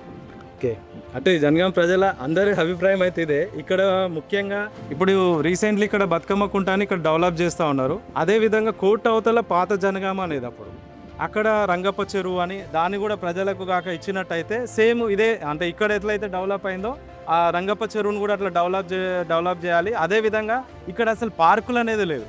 అంటే ఏదైనా ఫ్యామిలీతో గడపడానికి, అంటే కొన్ని ప్రాంతాలలో వాళ్ళు వెళ్ళడానికి, అంటే ఆహ్లాదంగా ఉండడానికి కోసం ప్రతి వార్డులలో ప్లేస్ ఉంది, కానీ దాని పార్కులు డెవలప్ చేయాలనేది ఇక్కడ ఉన్నటువంటి ప్రజల అభిప్రాయం. దానికి తోడు ఇంకోటి ఏంటంటే గ్రంథాలయం లేదు మెయిన్గా. అంటే ఇక్కడ యువత చాలా మిడిల్ క్లాస్ అని మీకు చెప్పాను కదా అన్న. దానికి తోడు ఏంటంటే వీళ్ళు చదువుకోవడానికైనా ఎక్కడికైనా పోవాలంటే వీళ్ళు హైదరాబాదు లేకపోతే వరంగల్. కాబట్టి ఈ గ్రంథాలయం అనేది ఇప్పుడు ఉన్నటువంటి గ్రంథాలయం 50 రూమ్లో కట్టిరు, అది కూడా కూల్చేయడం జరిగింది, కొత్తది నిర్మించాలి. అదేవిధంగా అన్ని వార్డులలో కొన్ని కమిటీ హాల్స్ ఒట్టిగానే ఉన్నాయి, అంటే వృధాగా ఉన్నాయి. దాంట్లోనన్నా మీరు గ్రంథాలయాలు ఏర్పాటు చేస్తే ఇక్కడున్న అంటే నిరుద్యోగస్తులకు కానీ ఇక్కడున్న వాళ్ళకు హెల్ప్ చేసిన వాళ్ళు అవుతారు అనేది నాకు అభిప్రాయం. నేను ఇక్కడ డిఫరెంట్ ప్లేసెస్ పోయినప్పుడు ఒకటి ఏంటంటే గంజాయి అనేది చాలా పెరిగింది కొన్ని ఏరియాల్లో. మీ జనగాం ఏరియాల గురించి మాట్లాడుకుంటే ఇక్కడ గంజాయి ఎక్కువ వాడుతున్నారా యూత్? అంటే యూత్ అంటే గంజాయి అనేది అట్లా నడుస్తూ ఉంది. మేము కూడా వీలైనంత వరకు డిపార్ట్మెంట్ వాళ్ళకి ఇన్ఫామ్ చేయడం జరిగింది. వాళ్ళు కూడా చర్యలు రీసెంట్లీ కూడా కొంతమంది మీద చర్యలు తీసుకోవడం జరిగింది. అంటే వీలైనంత ఇది అంటే మధ్యలో ఉంది కదా అన్న, హైదరాబాదు ఇటు వరంగల్ కేంద్రంగా ఉండడం వల్ల ఇది ఒక అడ్డాగా కూడా కొంచెం గంజాయికి అడ్డా కూడా మారింది. వీలైనంత వరకు డిపార్ట్మెంట్ అయితే హ్యాండిల్ చేస్తూ ఉంది. ఇంకొంచెం కఠిన చర్యలు తీసుకోవాలనేది ఇక్కడ ఉన్న యువత కోరుకుంటారు. అంటే ఇక్కడ ఇంకోటి ఏంటంటే అంటే శానిటరీ సమస్య ఎక్కువ ఉంది సార్. అంటే మోరీలు కానీ ఇంకా అంటే ఇక్కడ ఉన్న పాపులేషన్ తగ్గట్టు వర్కర్స్ లేరు. అంటే మున్సిపల్ కార్మికులను పెంచినట్టయితే ఆల్మోస్ట్ అంటే ఈ జనగాంలో ఉన్నటువంటి మోరీలు కానీ ఇవన్నీ శుభ్రంగా ఉంటాయి. 1,00,000 నుంచి 80,000 పాపులేషన్ ఉంటే దీనికి పనిచేసే వాళ్ళు కార్మికులు 160 మందే ఉన్నారు సార్. అంటే వాళ్ళని డబుల్ చేసినట్టయితే వాళ్ళకి పని భారం తగ్గుతుంది, ప్రజలకు కూడా ఈ వ్యర్థ పదార్థాల నుంచి విముక్తి కలుగుతుంది అనేది ఇక్కడ ఒక అంటే మేజర్గా అందరు పబ్లిక్ అనుకుంటున్న విషయం ఇది. ఇంకొకటి ఏంటంటే ఇక్కడ కుక్కలు కోతులు ఇప్పటికీ మన మున్సిపల్ కమిషనర్ చాలాసార్లు మేము అర్జీ పెట్టాం, ఏది వాటిని ఫ్యామిలీ క్లోనింగ్ చేస్తామని చెప్పేసి కొద్ది సందర్భంలో కోతులను పట్టేయడము మళ్ళీ వదిలేయడము, కుక్కలను కూడా అవి వీధిలో వదిలేస్తామంటే జనాలను ఖర్చి చాలామంది ప్రాణాల మీద తెచ్చుకున్నారు. కాబట్టి వీలైనంత వరకు ఇప్పటికైనా ఇక్కడున్న పాలకులు మున్సిపల్ కమిషనర్ గారు ఈ వీటి మీద చర్యలు తీసుకోవాలని నేను మరొకసారి విజ్ఞప్తి చేస్తాను. ఏమో సార్, నా వీడియో ఎవరు చూస్తారో నాకు తెలియదు, కానీ నా ఉద్దేశం ఏంటంటే జనగాంలో ఉన్న వాళ్ళు మాత్రం చూస్తే, జనగాంలో ఉన్న అధికారులు చూస్తే, లేదా ఇక్కడ పొలిటికల్ వాళ్ళు ఎవరైనా చూస్తే కనుక దీని మీద చర్యలు తీసుకుంటారని అయితే నేను మనస్ఫూర్తిగా కోరుకుంటున్నాను. థ్యాంక్ యూ సో మచ్ అన్న, మీ టైం ఇచ్చినందుకు. మళ్ళీ ఎప్పుడైనా జనగాం వస్తే డెఫినెట్లీ కలుద్దాం అన్న. Right rolling right. ఇంతకుముందు యాక్చువల్లీ కొంతమందితో మాట్లాడినప్పుడు వాళ్ళు కవిత రూపంలో కావచ్చు లేదా పాట రూపంలో కావచ్చు జనగాంకున్న సమస్యలు చాలామంది చెప్పారు. అంటే నాకు ఆ స్పైడర్ మ్యాన్ మీన్ ఉంటుంది చూసారా, అంటే రోమాలు నిక్కబొడుస్తున్నట్టు అనిపించింది, అసలు సూపర్గా ఉండే. అట్లనే ఇప్పుడు ఇక్కడ ఒక అమ్మ ఫౌండేషన్ వాళ్ళతో కూడా మాట్లాడాము. దీని గురించి యాక్చువల్లీ ఒక పాయింట్ ఏం చెప్పాలనుకుంటున్నా అంటే, నేను ఈ ప్రోగ్రామ్ స్టార్ట్ చేసినప్పుడు కావచ్చు లేదా అమ్మ ఫౌండేషన్ గురించి మాట్లాడుతున్నప్పుడు కావచ్చు చాలామంది ఏమంటారంటే పొలిటికల్ ఆస్పిరేషన్స్ ఉన్నాయి కాబట్టి ఇవి చేస్తున్నాను అంటున్నారు. కానీ పాపం ఆయనతో మాట్లాడితే నాకు ఏమనిపించిందంటే ఆయన నిజంగానే నిజాయితీగానే ఈ అమ్మ ఫౌండేషన్ తరఫున మంచి కార్యక్రమాలు చేస్తుంటారు. సో నేను చెప్పేది ఏంటంటే ఏది చేయాలన్నా కొంచెం కమిట్మెంట్ కావాలి. అండ్ ఇటువంటి అమ్మ ఫౌండేషన్స్ కావచ్చు మిగతా ఫౌండేషన్స్ వాళ్ళు ఎవరైతే ఒక కమిట్మెంట్తోని పనిచేయాలనుకుంటున్నారో వాళ్ళకి మీ సైడ్ నుంచి ఏదైనా డొనేట్ చేయగలిగితే చేయండి. అండ్ ఇంకా చాలామంది మనకి ఇక్కడ జనగాంలో మాట్లాడాలని కోరుకుంటున్నారు, వాళ్ళందరి దగ్గరికి వెళ్దాం. చలో థ్యాంక్స్.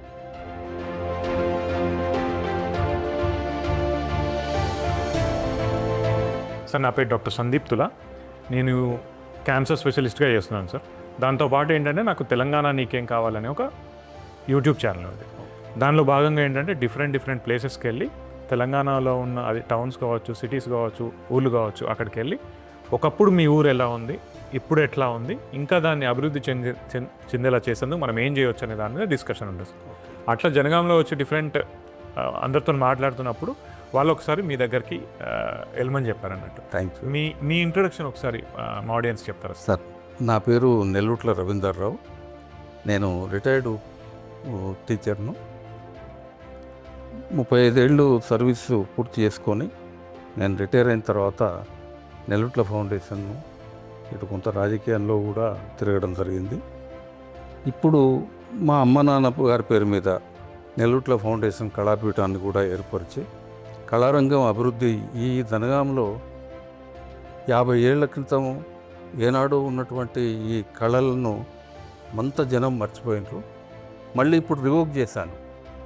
ఈరోజు 2 నెలల వ్యవధిలో 5 నాటకాలు, పెద్ద నాటకాలు సురభి వాళ్ళతోటి ఈ జనగాం లేయించాను.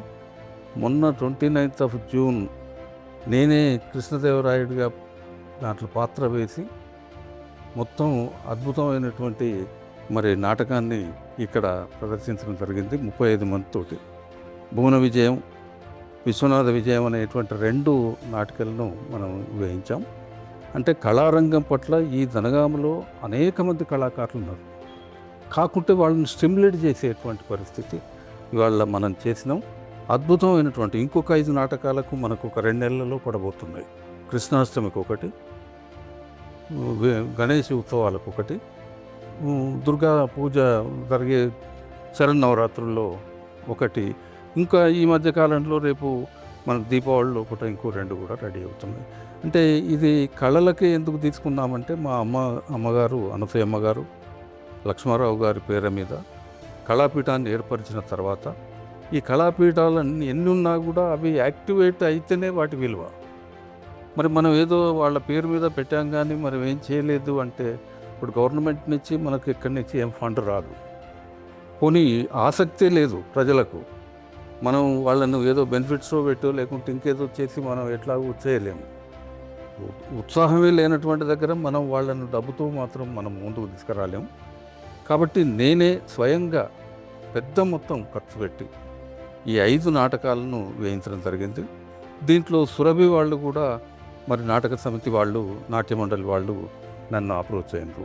ఎందుకంటే ఈ రెప్యుటేషన్ చూసి, సార్ మేము మమ్మల్ని అంతా మర్చిపోయినరు, మేము కరోనా నుంచి అయితే కకావికలం అయిపోయినాం, మాకు ఏ వృత్తి లేదు, ఈనాడు మేము ఆటోలు నడుపుకుంటున్నాం, మేము మాకున్న అంతా మర్చిపోయినాం, ఎక్కడన్నా జరిగితే ప్రోగ్రామ్ జరిగితే మేము మేకప్లో కట్టుపోతున్నాం కానీ అసలు నాటకాలు వేయాలనేటువంటి లేదు, మా దగ్గర ఉన్నటువంటి మెటీరియల్ అంతా కూడా ఏం చేసుకోవాలో తెలియడం లేదు, దాన్ని మెయింటైన్ చేయడానికి కూడా కనీసం రెంట్స్ పేమెంట్ చేయడానికి అంత పెద్ద గోడౌను మరి మేము ఎట్లా అని చెప్పి పెద్దలు కొండలరావు గారు నన్ను అప్రోచ్ అయితే నేను ఒకటే చెప్పాను వారికి, అమ్మా నాన్న పేరు మీద మేము పెట్టినటువంటి కళాపీఠం ద్వారా మిమ్మల్ని కూడా ఆదుకుంటాం. సమాజం నుంచి మనం చేస్తూ పోతుంటే సహకారం వస్తుంది. మనం ముందే రావాలంటే కాదు, నేను తప్పకుండా మీకు సాయం చేస్తా అని చెప్పినప్పుడు ఆ 35 మంది కళాకారులు మన కళాపీఠం ద్వారా మరి ఈనాడు ఒక 3 నాటకాలు వేసాను, 4 నాటకాలు వేసారు. మరి మనం ఆ రకంగా వాళ్ళని పోషించడం, మినిమం వాళ్ళ ఖర్చులను ఎలదీసేటువంటి పరిస్థితి చూసి మరి వాళ్ళు మీకున్నటువంటి ఇన్ఫ్లుయెన్స్ మేరకు మాకు జనగామ జిల్లా కేంద్రంలో మాకు ఒక ఆవాసం ఒక 10 కుటుంబాలకు మీరు మాకు చేయగలిగితే, మేము చిన్న కళాక్షేత్రం ఏదైనా ఏర్పాటు చేస్తే ఇక్కడ అంగరంగ వైభవంగా జనగామ అంటే మొత్తం రాష్ట్రానికి కాదు దేశానికి కూడా సుఖానిగా చూపెడతాం సార్, మా కళలన్నీ కూడా మేము ఈ ప్రాంతంలో వెళ్ళి విరిసేటట్టుగా చేస్తాం అని చెప్పి వాళ్ళు చెప్పడం, ఆ మేరకు నేను అధికారులను, కలెక్టర్ గారిని, తర్వాత పెద్దలందరినీ కూడా మరి ఆ క్రమంలో ఉన్నాం. ఈలోపు మీ వైపు నుంచి మన వాళ్ళు వస్తుండ్రు అని చెప్పినప్పుడు అది చాలా ఇంకా జనగామ సమస్యలలో ప్రధానమైనటువంటి సమస్య ఏంటంటే ఇప్పుడు ఇదే కళాక్షేత్ర నిర్మాణం మాకు ప్రధానంగా కావాలి. ఎందుకంటే కొన్ని కుటుంబాలు కొంతమంది జీవనం వాళ్ళ మీద ఆధారపడి ఉన్నారు. ఇవాళ వాళ్ళకు ఉన్నటువంటి వ్యవస్థ ఎట్లా ఉంది అంటే కనీసం తిండికి లేనటువంటి పరిస్థితులు ఉన్నాయి. మరి వాళ్ళను ఎట్లా ఆదుకోవాలనేటువంటి దాంట్లో మనం కళాకారులను ప్రోత్సహిస్తున్నాం. ఇదొకటి. ఇక రెండవది ఏంటి అంటే ఇక్కడ నిరుద్యోగులు చాలామంది, నేను ఇంటర్మీడియట్ 10th మేము పాఠాలు బోధించినప్పుడు ఈ అవిభక్త ఆంధ్రప్రదేశ్లో ఎక్కడ వెనకబడిన ప్రాంతాలు, కరువు ప్రాంతాలు ఏవి అని ప్రశ్నించినప్పుడు 2 వచ్చేది. రాయలసీమ జిల్లా ఒకటి, జనగామ అని. రాయలసీమ ఆంధ్ర, కర్నూలు రాయలసీమలో, ఇక్కడ జనగామ. అంటే గంత వెనుకబడ్డటువంటిది ఒక 20 ఏళ్ల కింద 15 ఏళ్ల కింద జనగామ అంటే అంత బీభత్సంగా కరువుతోటి ఉన్నటువంటిది. ఈ మధ్యకాలంలో మనకు 9 ఏళ్ల కింద జిల్లా కేంద్రం అయింది. బాగా పోరాటం చేసారు మన వాళ్ళంతా, చాలా పోరాడి సాధించుకున్నారు జనగామ జిల్లాను. అయితే ఈ 9 ఏళ్ల కింద జరిగినటువంటి జనగామ ఇంకా అభివృద్ధి బాగా ఇంకా కావాల్సిన అవసరం ఉంది. కొత్త జిల్లా కాబట్టి ఫండింగ్ ఎక్కువ చేయాలి. అయితే టెక్స్టైల్ పార్కు జనగామకు అనేటువంటిది ఒక 20 ఏళ్ల నుంచి నానుతున్న సమస్య సార్. వస్తున్నదని, పోతున్నదని, పోయిందని ఇంకా వేరే వాళ్ళు ఎవరు టేకప్ చేస్తున్నారని ఈ రకంగా మనకు అది ఇంతవరకు రాలేదు.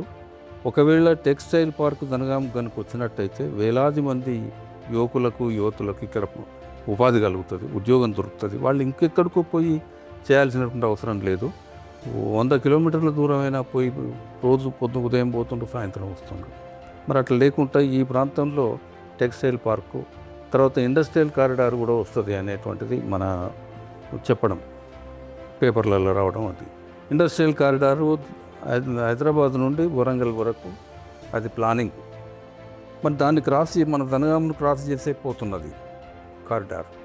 ఒకవేళ అట్లా వచ్చి పరిశ్రమలు ఈ ప్రాంతంలో నెలకొల్పబడినట్టయితే అందరికీ సుభిక్షంగా ఇక్కడ ఎవరు ఇబ్బంది పడేటువంటి వాళ్ళు అనేవాళ్ళు ఉండరు. ఇక రెండవది ఏంటంటే సార్, ఈ జనగామ మీదుగా 7 రాష్ట్రాలకు, ఉత్తర భారతదేశంలో ఉన్నటువంటి 7 రాష్ట్రాలకు అనుసంధానంగా ఇటు విజయవాడ హైవే, ఇటు రాజీవ్ హైవేకు మధ్యలో ఒక 200 కిలోమీటర్లను తగ్గించడానికి ఇది షార్ట్కట్లో దీన్ని కనెక్ట్ చేసినారు. ఈ కనెక్ట్ చేసినటువంటి మొత్తం అన్నీ కూడా అటు హైదరాబాద్ పోయో లేకుంటే ఇంకేటో అట్లా పోయో కాకుండా ఈ షార్ట్కట్లో పోవడంతో ఈ బెల్ట్ ఏదైతుందో సూర్యాపేట బిట్వీన్ దుద్దెడ, దీన్ని కనుక చాలా పెద్ద మొత్తంలో ఇది కూడా జాతీయ రహదారిగా చేసినట్టయితే అద్భుతమైన డెవలప్మెంట్ వస్తుంది ఇక్కడ.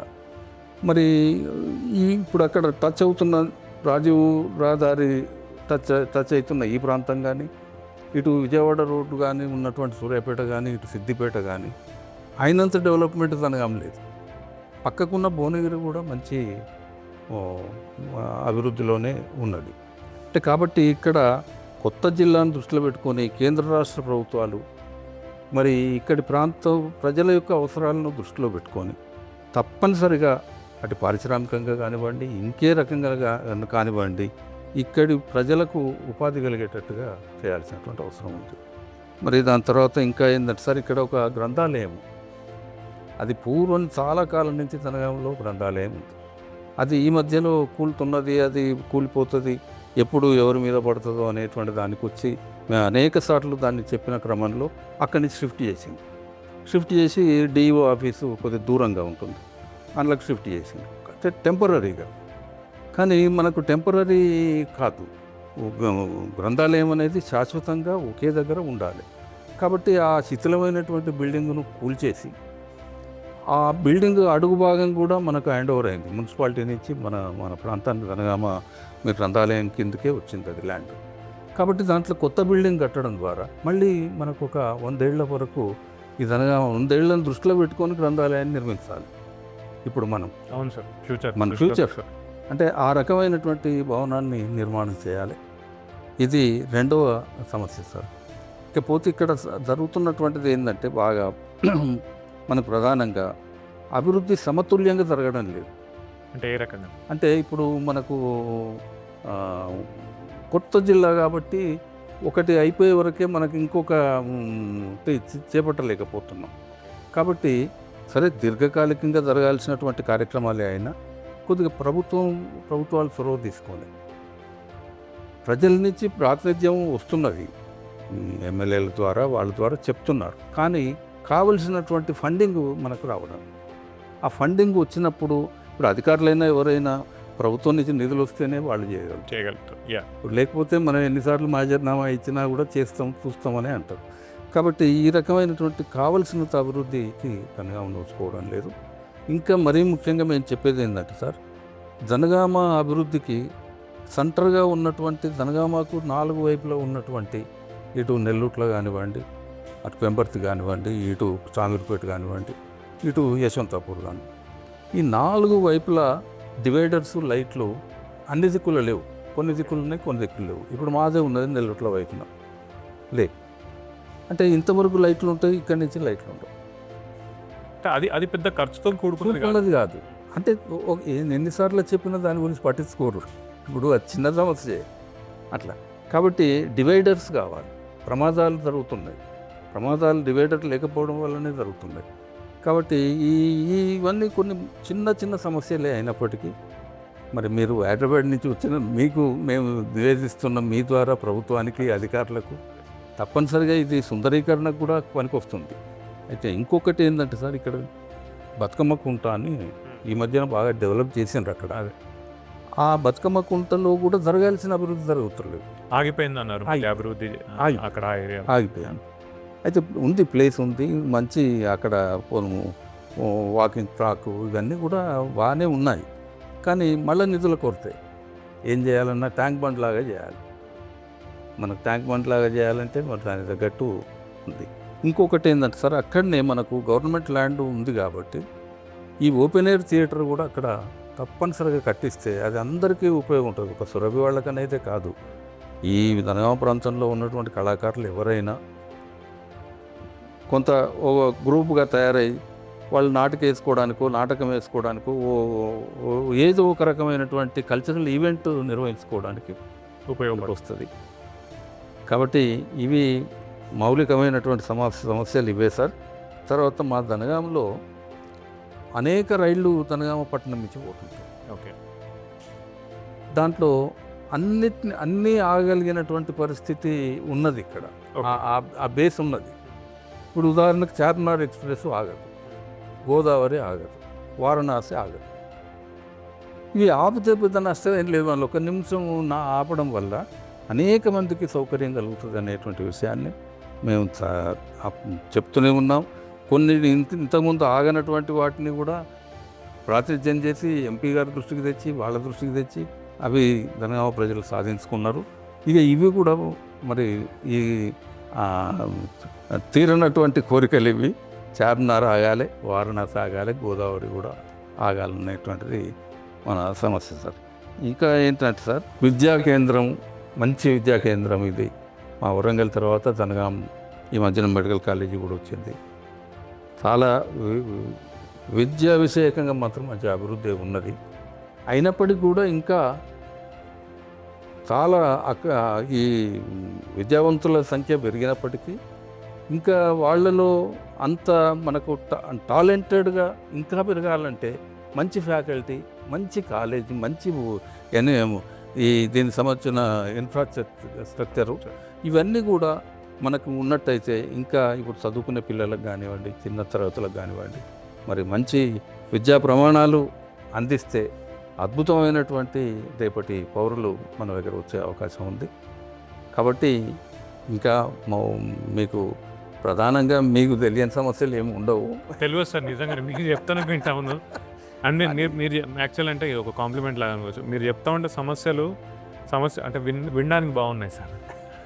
ఎవరన్నా విని తీరిస్తే బాగుంటుందేమో. మీ వాయిస్తో నిదానంగా విన్నట్టు బాగుంది అట్లా సార్. కాకపోతే ఇవి అన్నీ సార్, ఇవి ఎప్పటి నుంచో వచ్చే సమస్యలే కదా. సో ఇప్పుడు తెలంగాణ వచ్చిన తర్వాత మనకు ఇప్పుడు 2014లో ఎలక్షన్స్, తర్వాత 19లో ఎలక్షన్స్, తర్వాత ఇప్పుడు 3 times ఎలక్షన్స్ వచ్చినాయి కదా. ఈ ఎలక్షన్స్లో వచ్చి వాళ్ళు ఏం వాగ్దానాలు చేస్తారు సార్? మరి ఏ చూసి ఓటేస్తారు మరి ఇక్కడ జనగాంలో జనాలు? సార్, ఇప్పుడు ఎన్నిక విధానం ఎట్లా ఉంది మన వ్యవస్థలో అనేది మీకు తెలియంది కాదు. ఎన్నికల ప్రక్రియలో ప్రజాస్వామ్యబద్ధంగా మనకు ఎన్నికలు నిర్వహించబడినప్పటికీ ఎన్నికల ముందు ఇచ్చిన వాగ్దానాలు నెరవేర్చేటువంటి అంకితభావం కానీ చిత్తశుద్ధి కానీ నాయకులకు లేదా లేనప్పుడు అప్పటి వరకే ఉంటాయి పనులు. ఆ తర్వాత మళ్ళీ ఎప్పటికప్పుడే ఉంటుంటాయి. అందుకని ఇక్కడ మరీ ముఖ్యంగా ఏంటంటే సార్, ఈ ప్రాంతం వాడే నాయకుడు అయినప్పుడు అది దేనికైనా, అది గ్రామం కావచ్చు, పట్టణం కావచ్చు, లేకపోతే నియోజకవర్గం కావచ్చు, మండలం కావచ్చు, ఆ ప్రాంతానికి చెందినటువంటి వాడికి ఉండే అంత జీల్ ఈ అభివృద్ధి చేయాలి అనేటువంటి వెనుకోళ్ళకు ఉండదు. సర్వసాధారణ నిజమే సార్. కాబట్టి ఇక్కడ మనలో ఏంటి అంటే మన వాళ్ళని ఎన్నుకొని మనం అభివృద్ధి చేసుకోవాలనేటువంటి తలంపు కూడా ఇక్కడ ప్రజలదే ఫాల్ట్ అవుతుంది. అది ఒకవేళ జరిగిన నాడు కొంత పట్టింపుగా డెవలప్మెంట్ జరిగే అవకాశం ఉంటుంది. అది గ్రామ సర్పంచే కావచ్చు, ఇంకెవరైనా ఏ స్థాయిలో ఉన్నవాడైనా మనకు ఇది ఒకటి సార్. ఇకపోతే మీరు అన్నట్టు మరి ఏమేమి వాగ్దానాలు చేస్తుండ్రు, ఎందుకు కావడం లేదు అనేటువంటి విషయానికి వస్తే చాలా వరకు ఏంటంటే సార్, ప్రజలు కూడా ఎన్నికల తర్వాత మర్చిపోతున్నారు సమస్యలు. ఇది మనం దీన్ని ఒప్పుకొని తీరాల్సిందే. ప్రజలు ఎన్నికల ముందు అన్నీ అడుగుతారు, కానీ ఎన్నికల తర్వాత మళ్ళీ అడగాలనేటువంటి దాంట్లో అంత పట్టు చూపెట్టండి. అది కూడా కొంత కారణం. సరే ఏది ఏమైనా అంతటా ఉన్నది వ్యవస్థ మన దగ్గర ఉన్నది, మన దగ్గరనే ఉన్నది అని చెప్పడం, ఇతరుల దగ్గర బాగా ఉన్నది అని కాదు, ఇది మొత్తం అంతా కూడా విస్తరించే ఉన్నది సార్. ఇది కానీ మార్పు రావాలి కదా సార్. మార్పు కావాలి. ఇప్పుడు నేనేమంటానంటే సార్, నా వీడియోస్ చాలామంది నువ్వు ఎందుకు తీస్తున్నావు అని అడుగుతారు. నేను వాళ్ళందరికీ యాక్చువల్లీ చెప్పడం కాదు, నా ఒపీనియన్ ఏంటంటే ఈ వీడియోస్ని ఎలక్షన్స్ ముందు పర్టికులర్గా ఇప్పుడు జనగాం సంబంధించిన వీడియోస్ని జనగాంలో నేను ప్లే చేస్తాను. ఇంతమంది నిన్ను అడిగినరు, నెక్స్ట్ వచ్చే వాళ్ళు ఇవి చేస్తారా చేయరా చూసుకోండి. కానీ అది ఇంటరో ఇన్నరో నాకు తెలియదు సార్. నా ఒపీనియన్ అయితే ఇట్లా గ్యాదర్ చేసి, అరే మీలో ఉన్న అందరికీ కావాల్సిన ఇవి కొత్తగా వచ్చే వాళ్ళు ఎవరైతే ఉన్నారో వాళ్ళు ఇవ్వగలుగుతారా లేవో చూసుకోండి అని చెప్దామని. కానీ ఆఖరికి వచ్చి ప్రతి ఒక్కరితో మాట్లాడినప్పుడు నాకు అర్థమైంది ఏంటంటే డబ్బే ప్రధానం సార్. అది ఎన్నిసార్లు ఎవరితో మాట్లాడినా కూడా ఆఖరికి ఆ ఓటింగ్ రోజు వాళ్ళ దగ్గరికి వెళ్ళే డబ్బే ప్రధానంగా ఉంటుంది. అది మారినప్పుడు మాత్రమే నాకు తెలిసి జనగాం కావచ్చు, కరీంనగర్ కావచ్చు, మా మంచిర్యాల కావచ్చు అన్నీ మారుతాయి. 100% సార్. అది మనకు అంత తెలిసిన అది నగ్న సత్యం. అది అంటే ప్రజలు అట్లనే ఆలోచిస్తుండ్రు, నాయకులు అట్లనే ఆలోచిస్తుండ్రు. దాంట్లో నాయకులలో కూడా వీళ్ళు వాళ్ళని మనకేం డిఫరెన్స్ లేదు. అందరూ అదే పాటిస్తున్నారు. కాబట్టి మరి ఇది అందరిలో మార్పు రావాలంటే యువకులు నాయకత్వం వహించాలి. చిత్తశుద్ధితో పనిచేసేటువంటి యువ నాయకత్వం వచ్చినాడే మీరు అన్నట్టు ఉంటుంది. ఎందుకంటే ఇప్పటికీ మనం 90 ఏళ్ళ వాళ్ళు మనకి ఎంపీలుగా చూస్తున్నాం. నెక్స్ట్ వాళ్ళ పిల్లలు వస్తారు కదా, వాళ్ళ పిల్లలు, తర్వాత వాళ్ళ పిల్లలు, ఈ వారసత్వం, ఇవన్నీ కూడా కొన్ని ఉన్నాయి మైనస్ పాయింట్స్ అన్నీ కూడా. అంటే నేను కూడా చాలా మందితో మాట్లాడినప్పుడు వారసత్వం గురించి నెగిటివ్ మాట్లాడాను సార్. కేపబుల్ లీడర్స్ వాళ్ళ ఇంట్లో ఉండవచ్చు సార్, అనలేదు. కానీ కేపబిలిటీ లేనటువంటి వాళ్ళని తీసుకురావచ్చు. అండ్ మళ్ళీ మనం అంటే మన జనాలు కూడా గులాంగిరియే సార్. అంటే ఇప్పుడు కేపబిలిటీ ఉందా లేదా అని తెలిసినా కూడా వాళ్ళ పిల్లలు కాబట్టి ఓట్లేసే వాళ్ళు ఎంతమంది లేరు సార్. దానికి ఒకటే సార్, మనము ముందు ఈ నేపథ్యాన్ని కనుక మనం చూసినట్టయితే ఒక 500 ఏళ్ల చరిత్రను ఈ ప్రాంతానికి అన్వయించుకోవాలి. ఒక 500 ఏళ్ల కింద ఆనాడు ఉన్నటువంటి బానిస విధానం, ఈ ప్రాంతంలో మరీ ముఖ్యంగా బానిస విధానం ఉన్ననాడు కానీ అది పోయినాక కానీ ఈరోజు మన దగ్గర ఈ నైజాం పరిపాలన కూడా ఈ ప్రాంతంలో మనలను మీరు అన్నట్టుగా ఆ విధానానికి అదే అలవాటు పడిపోయినాం మనం. ఇప్పుడు మనకు 500 ఏళ్ళు మనం అంతా కూడా వాళ్ళ కింద పనిచేయడం, వాళ్ళు ఇట్లా చెప్తే అట్లా చేసే దగ్గరికి మనం పరిమితమైనాం. అంటే సెల్ఫ్గా మనం డెవలప్ కావడానికి కానీ నాయకత్వాన్ని పొందుకోవడానికి లేదు, చెప్పేటోడు ఉన్నాడు, మనం చేసుకుంటూ పోవాలి అంతే. ఈ రకంగా ఒక 500 ఏళ్ల చరిత్ర దీని మీద ఉన్నది. ఇప్పుడిప్పుడే మనం కొంత దీన్ని గురించి మనం నైజాం పరిపాలన పోయి 75 ఏళ్ళు అయింది సార్, అంతే కదా. ఇది ఇంకొక 200 ఏళ్ళే పోనీ అంటే ఎట్లా ఉంటుందో చూడండి. తప్పకుండా అంత టైం రావద్దు, కొంచెం తొందరగానే జనాలు మేల్కోవాలి కానీ అంత మీకు ఫుల్ ప్లెడ్జెడ్గా రాదు. అదే సార్, ఫుల్ ప్లెడ్జెడ్గా రాదు. ఏదైనా అమెరికాకైనా ఒక అడుగు వేస్తేనే అమెరికా వస్తుంది. అదే సార్, ఈనాడు మీరు వేసే అడుగు ఏదైతే ఉందో ఆలోచింపజేసేది. అదే సార్, తప్పకుండా మార్పు జరుగుతుంది. పరిణామక్రమం సార్ అదిగా ఒకసారి అది వచ్చింది అంటే అది దానికి ఈరోజు మనం ఇప్పుడు తెలంగాణ రాష్ట్రం సాధించుకున్నాము అంటే మనం కొట్లాడుతున్నాయి కదా సార్. అంతే, కొట్లాడుతున్నాం. కొట్లాడడానికి ఎక్కడ స్టార్ట్ అయింది? నేను 1969లో నేను చిన్న స్టూడెంట్ ఉన్నాను, అంటే 8th క్లాస్ అవుతున్నా. ఆనాడే పెద్ద ఉద్యమంలో పాల్గొన్నాం, ఏం తెలియకుండా వాళ్ళంతా చేసే పోరాటం వాళ్ళతో. అంటే ఆనాటి నుంచి అది తొలి దశ, మళ్ళీ దశలో మేము నాయకత్వం వహించాం. అప్పుడు ఇప్పుడు ఈ ఉభయ సభల్లో బిల్ ఆమోదం అప్పుడు ఢిల్లీలో ఉన్నాం. ఆనాడు నాయకత్వం వహిస్తున్నటువంటి కేసీఆర్ గారి ఇంట్లోనే వారితో ఉన్నాను. నాకు రిటైర్మెంట్ కూడా సహా వచ్చారు. అంటే నేను పార్టీలో కూడా చాలా క్రియాశీలకంగా ఉంటే సరే. తర్వాత కొంత ఇక నాకు అనిపించింది, మనము రాజకీయంగా ఒక సాధారణ ఉపాధ్యాయుడు రాజకీయాల్లో నెగ్గగలడా, రాణించగలడా? నాకు నేనే ప్రశ్నలు వేసుకున్నా. 10 ఏళ్ళ తర్వాత 10 ఏళ్ళు పోరాటం చేసి 10 ఏళ్ళ తర్వాత కొంత ఆరోగ్యం కూడా సహకరించలేదు. రిటైర్ అయినాకనే నేను ఈ పార్టీలోకి వచ్చిన. ఉద్యమం మొదటి నుంచి చేస్తున్నా. ఉపాధ్యాయ సంఘ నాయకుడిని కూడా నేను, స్టేట్ లీడర్, నేను మా లీడర్. అంటే ఈ రకంగా నేను అన్ని రకాలుగా మనము అన్ని రంగాల్లో కొంత మూమెంట్ తీసుకుంటూ మనం ముందుకు పోవడం అనేటువంటిది ఉంది. అప్పుడు నేను అనుకున్నాను, సేవ చేయడానికి మనము ఇక ఈ రాజకీయంగానే సేవ చేయాలని అవసరం లేదు, కాబట్టి చేస్తామన్నా కూడా విశ్వసించే పరిస్థితులు లేరు వ్యవస్థలో. అవును సార్. కాబట్టి నేను ఏం చేసిన అంటే సార్, నెల్లూరులో ఫౌండేషన్ పెట్టినా 2019లో, కరోనా కంటే కొద్దిగా ముందు. కరోనా మనకు అందుకే కోవిడ్-19 అంటాం, కానీ యాక్చువల్గా 19 మనకు రాలే, 20th వచ్చింది. అయితే నేను ఇమ్మీడియట్గా నేను నెల్లూరులో ఫౌండేషన్ పెట్టిన కొద్ది రోజుల్లోనే వచ్చినటువంటి దీనికి, ఈ కరోనాకు నేను ఇమ్మీడియట్గా రెక్కాడితే డొక్కాడనటువంటి ఈ ప్రాంతంలో పేద ప్రజలు ఉన్నారు. కొన్ని అనాథాశ్రమాలు, వర్ధనాశ్రమం అని, సరస్వతి ఆశ్రమం అని, వీళ్ళని కూడా ఆ లాక్డౌన్లో పోయి, అమ్మ మీకు ఏం కావాలో చెప్పండి, మీకు ఏదంటే, లేదు సార్ 15 రోజుల నుంచి గేటు బంద్ చేసుకునే ఉన్నాం, మాకులో బయటికి వచ్చేటట్లేదు అంటే, ఆ రకంగా పేద ప్రజలను మొత్తం ఒక లింగాలగంప మండలం అంతా కూడా నేను టేక్ ఓవర్ చేసిన. ఓకే. డీసీపీ గారు బండారు నరేందర్ రెడ్డి గారి స్పెషల్ పర్మిషన్ తీసుకొని వారి సహకారంతో, పోలీస్ సహకారంతో పోయి 22 గ్రామాల్లో, అంటే నేను కూడా ప్రాణాన్ని తెగించి, ఎందుకంటే అంతే ఎవరికైనా రావచ్చు. 2 పర్యాయాల్లో 20లో వచ్చింది, 21లో వచ్చినటువంటి 2 లాక్డౌన్స్లో దాదాపు ఒక 1000 కుటుంబాలకు నేను ఆదుకున్నాను సార్. ఆనాడు నా తల్లిదండ్రుల పేరు మీద నేను కళాపీఠం పెట్టడానికి కూడా, ఇంత మంచి జన్మనిచ్చిన మీకు, మీ కడుపులో పుట్టినందుకు ఈ 1000 మందిని ఆపదలో ఆదుకున్న అంత శక్తి నాకు మీ ద్వారానే వచ్చింది. మీరు ఎక్కడి నుంచో ఆశీర్వాదం ఇస్తున్నారు నాకు. కాబట్టి మీకు పేరు మీద నేను కళాపీఠం పెట్టితేనే అది జనగామంలో నా పేరే కాదు, మీ పేరును కూడా మారుమోగాలని ఆ విధంగా పెట్టిన సార్. ఇవాళ కళాపీఠం పెట్టి 6 నెలలే అయింది. 6 నాటకాలు వేయించిన గవర్నమెంట్ కానీ ఇక్కడ కానీ లోకల్ ఏమి ఇవ్వలేదు. ఒక 10 లక్షల రూపాయలు ఖర్చు. ఆనాడు నేను అంటే పైసలు చెప్పడం అనేటువంటి కాదు. అయితే అక్కడ మనం కరోనాలో నేను చేసినటువంటి సహకారానికి ఒక 10-12 లక్షలు. అంటే ఇవి మనం ఎవరికో చెప్పితే ఇస్తారు అనేటువంటిది కాదు. కాకుంటే ఏంటంటే ఆ క్షణంలో మనం ఇవ్వకపోతే, ఆనాడు చెప్పిన స్లోగన్ ఒకటే నేను, అమ్మ ఇప్పుడు మనం బతకాలి, బంగారాలు కాదు, ఈ పూట బతకాలి, ఈ కష్టం నుంచి మనం ఒడ్డెక్కాలి.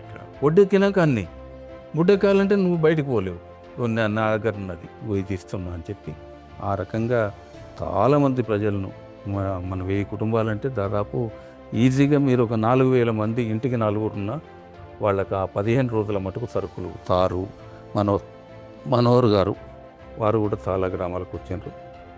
వారు రిటైర్డ్ ఎంప్లాయీ వారు కూడా. అంటే ఈ రకంగా ఎవరికి వాళ్ళు సొంత లాభం కొంత మానుకొని పొరుగువాడికి తోడ్పడబోయే అనేటువంటిది, మనం 1 కోటి ఉంటే 1,00,000 ఇస్తా కాదు, 1,00,000 ఉన్న దాంట్లో ఏమి ఇస్తావో చెప్పు. నీకు 1,00,000 ఉన్నది కదా, నీవు ఇంకోడు అనుకుంటున్నాడు 100 ఉన్నోడు, 1,00,000 ఉంటే నేను ఇద్దు అని వాడు అనుకుంటున్నాడు. కాబట్టి మనలో కొంత మనకున్న దాంట్లో ఇచ్చేటువంటి గుణాన్ని పెంచుకోవాలి అని చెప్పి నేను చాలా కార్యక్రమాలు చేస్తున్నాను సార్. ఈ కాలనీకి కూడా నేనే వ్యవస్థాపకండి. 20 ఏళ్ల కింద దీన్నంతా తీసుకొచ్చి సార్లు వాళ్ళందరినీ కూడా చేసిన నేను. వ్యవస్థాపక అధ్యక్షుడు నేనే. 18 ఏళ్ళు అధ్యక్షుడిగా ఈ కాలనీకి ఉన్నాను. అంటే ఒక సునామీ, శూన్యంలో సునామీని సృష్టించడం. జొన్న చేను ఉండే ఇది 20 ఏళ్ల కింద జొన్న చేను ఇది. ఈనాడు అద్భుతమైన ఆకాశ ఆర్మ్యాలతోటి ఒక సుమారు 70-80 ఇండ్లకు వచ్చింది 20 ఏళ్ళల్లో. అంటే సిటీకి దగ్గర ఎందరు అన్నారు, ఎందుకంటే ఇంత దూరం కట్టుకుంటున్నారు, ఎట్లా వస్తారు, ఈ ప్రొటెక్షన్ ఏంటి అని చెప్తే, ప్రొటెక్షన్ మేమే చూసుకుంటాం, పాములు ఇవులు ఉండేది అప్పుడు అంతా మొత్తం జంగలే కదా. అట్లాంటి దాంట్లో మనం ఇవాళ ఈ రకమైనటువంటి ఒక జనవాసాలను, జనగామ జైనుల పేరు మీద జనగామ పేరు వచ్చింది. ఆ జైనులు పెట్టినటువంటి పేరుకు ఇక్కడ జనాన్ని వాసాలు ఏర్పరిచి జైనగామకు దగ్గరే చేసినాం సార్ ఈ ఏరియాను. ఇది సరే సింపుల్గా నేను ఉపాధ్యాయుడిగా కూడా నేను 35 ఏళ్ళు పనిచేశాను. అన్ని వ్యాయామ ఉపాధ్యాయుడిని మొదలు. ఆ తర్వాత నాకున్న క్వాలిఫికేషన్స్ దాని మేరకు నేను మళ్ళీ జనరల్ పోస్ట్కి వచ్చాను. 35 ఇయర్స్ చాలా అద్భుతంగా. ఇప్పుడు నేనున్న ఊళ్ళోనే 20 ఏళ్ళు పనిచేశాను. ఇప్పుడు ఇది ఈ నెల్లూట్ల ఒకే మండలం 3 గ్రామాలు, ఒకటి నవపేట, 2 వనపర్తి, 3 ఈ నెల్లూట్ల, టోటల్గా 35 ఇయర్స్ చేశాను. అంటే సమాజంలో ఉపాధ్యాయుడు కేవలం బడికే పరిమితం, నేను పాఠాలు చెప్తాను పోతాను అనేటువంటిది నేను ఎన్నడూ లేను సార్. 35 ఇయర్స్లో నేను ముఖస్తుతిగానో లేకపోతే స్వోత్కర్షనో చెప్పడం కాదు. ఏ ఊళ్ళోనైనా ఇప్పటికీ నాకు పేరెంట్స్, పూర్వ విద్యార్థులు అందరితోటి నాకు ఇప్పటికి కూడా సంబంధం. ఇప్పుడు మొన్న నేను వేసిన భువన విజయం తీసుకోండి, నేను రిటైర్ అయ్యి 13 ఏళ్ళు అయింది. భువన విజయం అంటే అంత కవులు, దూర్జటి, పెద్దనమ్మాత్యుడు, మాదయ్య గారు, మల్లన్న, తెనాలి రామలింగం, ఇట్లాంటి వాళ్ళంతా ఇప్పుడు పనిచేసేటువంటి వర్కింగ్ టీచర్సు, నాతోటి ఉన్న 10 మంది టీచర్స్, తెలుగు పండితులు. అంటే సార్ ఎవరు వచ్చింది దాని రంత్. అయితే వర్కింగ్ పీపుల్ తోటే, టీచర్స్ తోటి నేను వాళ్ళతోటి ఆయా కవుల వేషాలు వేయించి, మీకు నేను అది ఆ క్లిప్ ఇస్తాను. లేదు ఇప్పుడు పంపండి సార్, ఎందుకంటే నేను ఇంటర్వ్యూలో అది పెడతాడా? పెడతాను. పంపి సార్ నెంబర్ అది పంపి. ఆ రకంగా నేను ఒకనాడు 13 ఏళ్ల కింద ఇంట్లోనే మనం రిటైర్ అయినామంటే, రిటైర్ అయితే మనం కాఫీ పెడతావా అంటే ఇంకెటు పోయిన్నది అంటే జనరల్గా ట్రెండింగ్ అది. అయితే నేను రిటైర్ అయినాక యాక్టివేట్ అయినా, రిటైర్ అయ్యాక యాక్టివ్. సార్ కూడా బాలరాజు గారు నేను కలిసి పనిచేసాను, సారు నేను ఒక 10 ఏళ్ళు పనిచేసాను. అంటే ఈ రిటైర్ అయిన తర్వాత నేను చేసినటువంటి కార్యక్రమాలేమో సమాజపరమైనవి. పాఠశాల లెవెల్లో ఉన్నప్పుడు నేను చేసింది, కర్నూలులో వరదలు వచ్చినాయి సార్. కర్నూలులో వరదలు వస్తే మా పిల్లలందరినీ నేనేం చేసిన అంటే, అప్పుడు అవిభక్త రాష్ట్రం కర్నూలులో వచ్చింది, మనవాడు, మన రాష్ట్రం వాడు, మనం ఆదుకోవాలి అని చెప్పి ఆనాడు పిల్లలందరినీ 300 మంది పిల్లలతోటి మీరు ఎంతన్నా చేయండి, సేవాగుణం అలవాటు పడాలి. ఒకరికి మనం ఏ రకంగానైనా మనలో దాతృత్వ గుణం అనేటువంటిది అలవడాలి. కాబట్టి మీరు ₹1 ఇవ్వండి, మీకు అంతకంటే ఎక్కువ కాదు. కాకపోతే మన అందరము ఒకసారి ఊళ్ళో పోయి అందరిని ₹1 ఇవ్వమంటాం. ఎంతోమంది ఇస్తే అది 1000 అవుతాయి. వారికి ₹1 కష్టం కాదు, కానీ మనం పంపేది ఈ రకంగా ఉంటుంది. అంటే పిల్లలు అద్భుతంగా పోయి ₹15,000 చేసుకోవచ్చు. అప్పుడు మా ఎమ్మెల్యే గారు రాజయ్య గారు నేను పిలిచి పెద్ద కార్యక్రమం, దానికి ఒక 50,000 ఖర్చు పెట్టి 15,000 ఇచ్చాం. అంటే కార్యక్రమం ఎందుకంటే ఎలివేటెడ్గా ఉండాలి, ప్రోగ్రామును మనం పెద్ద ఎత్తున చేయాలి. విద్యార్థుల యొక్క మా సేవాభావాన్ని ఇంకా ఇతర పాఠశాలలకు ఒక ఆదర్శప్రాయం కావడం కోసం మీడియా వీళ్ళందరినీ పిలిచి బాగా బ్రహ్మాండంగా చేస్తాం. చేసిన సాయం కొద్దిదే కావచ్చు, కానీ దానికి ఇచ్చినటువంటి ప్రాధాన్యత, ప్రాచుర్యత్నం, తర్వాత పబ్లిసిటీ మంచిగా చేసినాం. ఇంకా కొన్ని పాఠశాలలు కూడా దాన్ని ఫాలో కావచ్చు. అంటే ఈ రకంగా ఎంతో కొంత సాయం చేయాలి తోటి వాళ్లకు అనే భావన నేను కలిగి ఉన్నా సార్. ఇప్పటి వరకు కూడా 70 ఏళ్ళు నాకు. మరి సరే, శరీరము 70 ఏళ్లకు బాగా సహకరిస్తున్నది అంటే ఎవరు నమ్మరు, ఉండే బాధలు ఉంటాయి వయోభారంతో, కానీ మానసికంగా మాత్రం నేను ఫిట్ సార్. ఇంకా యూత్ యంగే కాబట్టి ఇంకా ముందు చేయగలను. So thank you so much. నాకు పొద్దున్నుంచి అందరూ బాగా మాట్లాడారు, కానీ మీ వాయిస్ మాత్రం వినడానికి చాలా సూదింగ్గా ఉంది. ఇటువంటి పాయింట్స్ అన్నీ పెడతాను సార్, కానీ ఎంతమంది ఇది కోర్స్ మనం పాజిటివ్గానే ఉంటాం కాబట్టి మీరు చెప్పినవి అన్నీ కూడా జనగాంకి జరగాలని మనస్ఫూర్తిగా కోరుకుంటూ మళ్ళీ కలుద్దాం సార్. Thank you.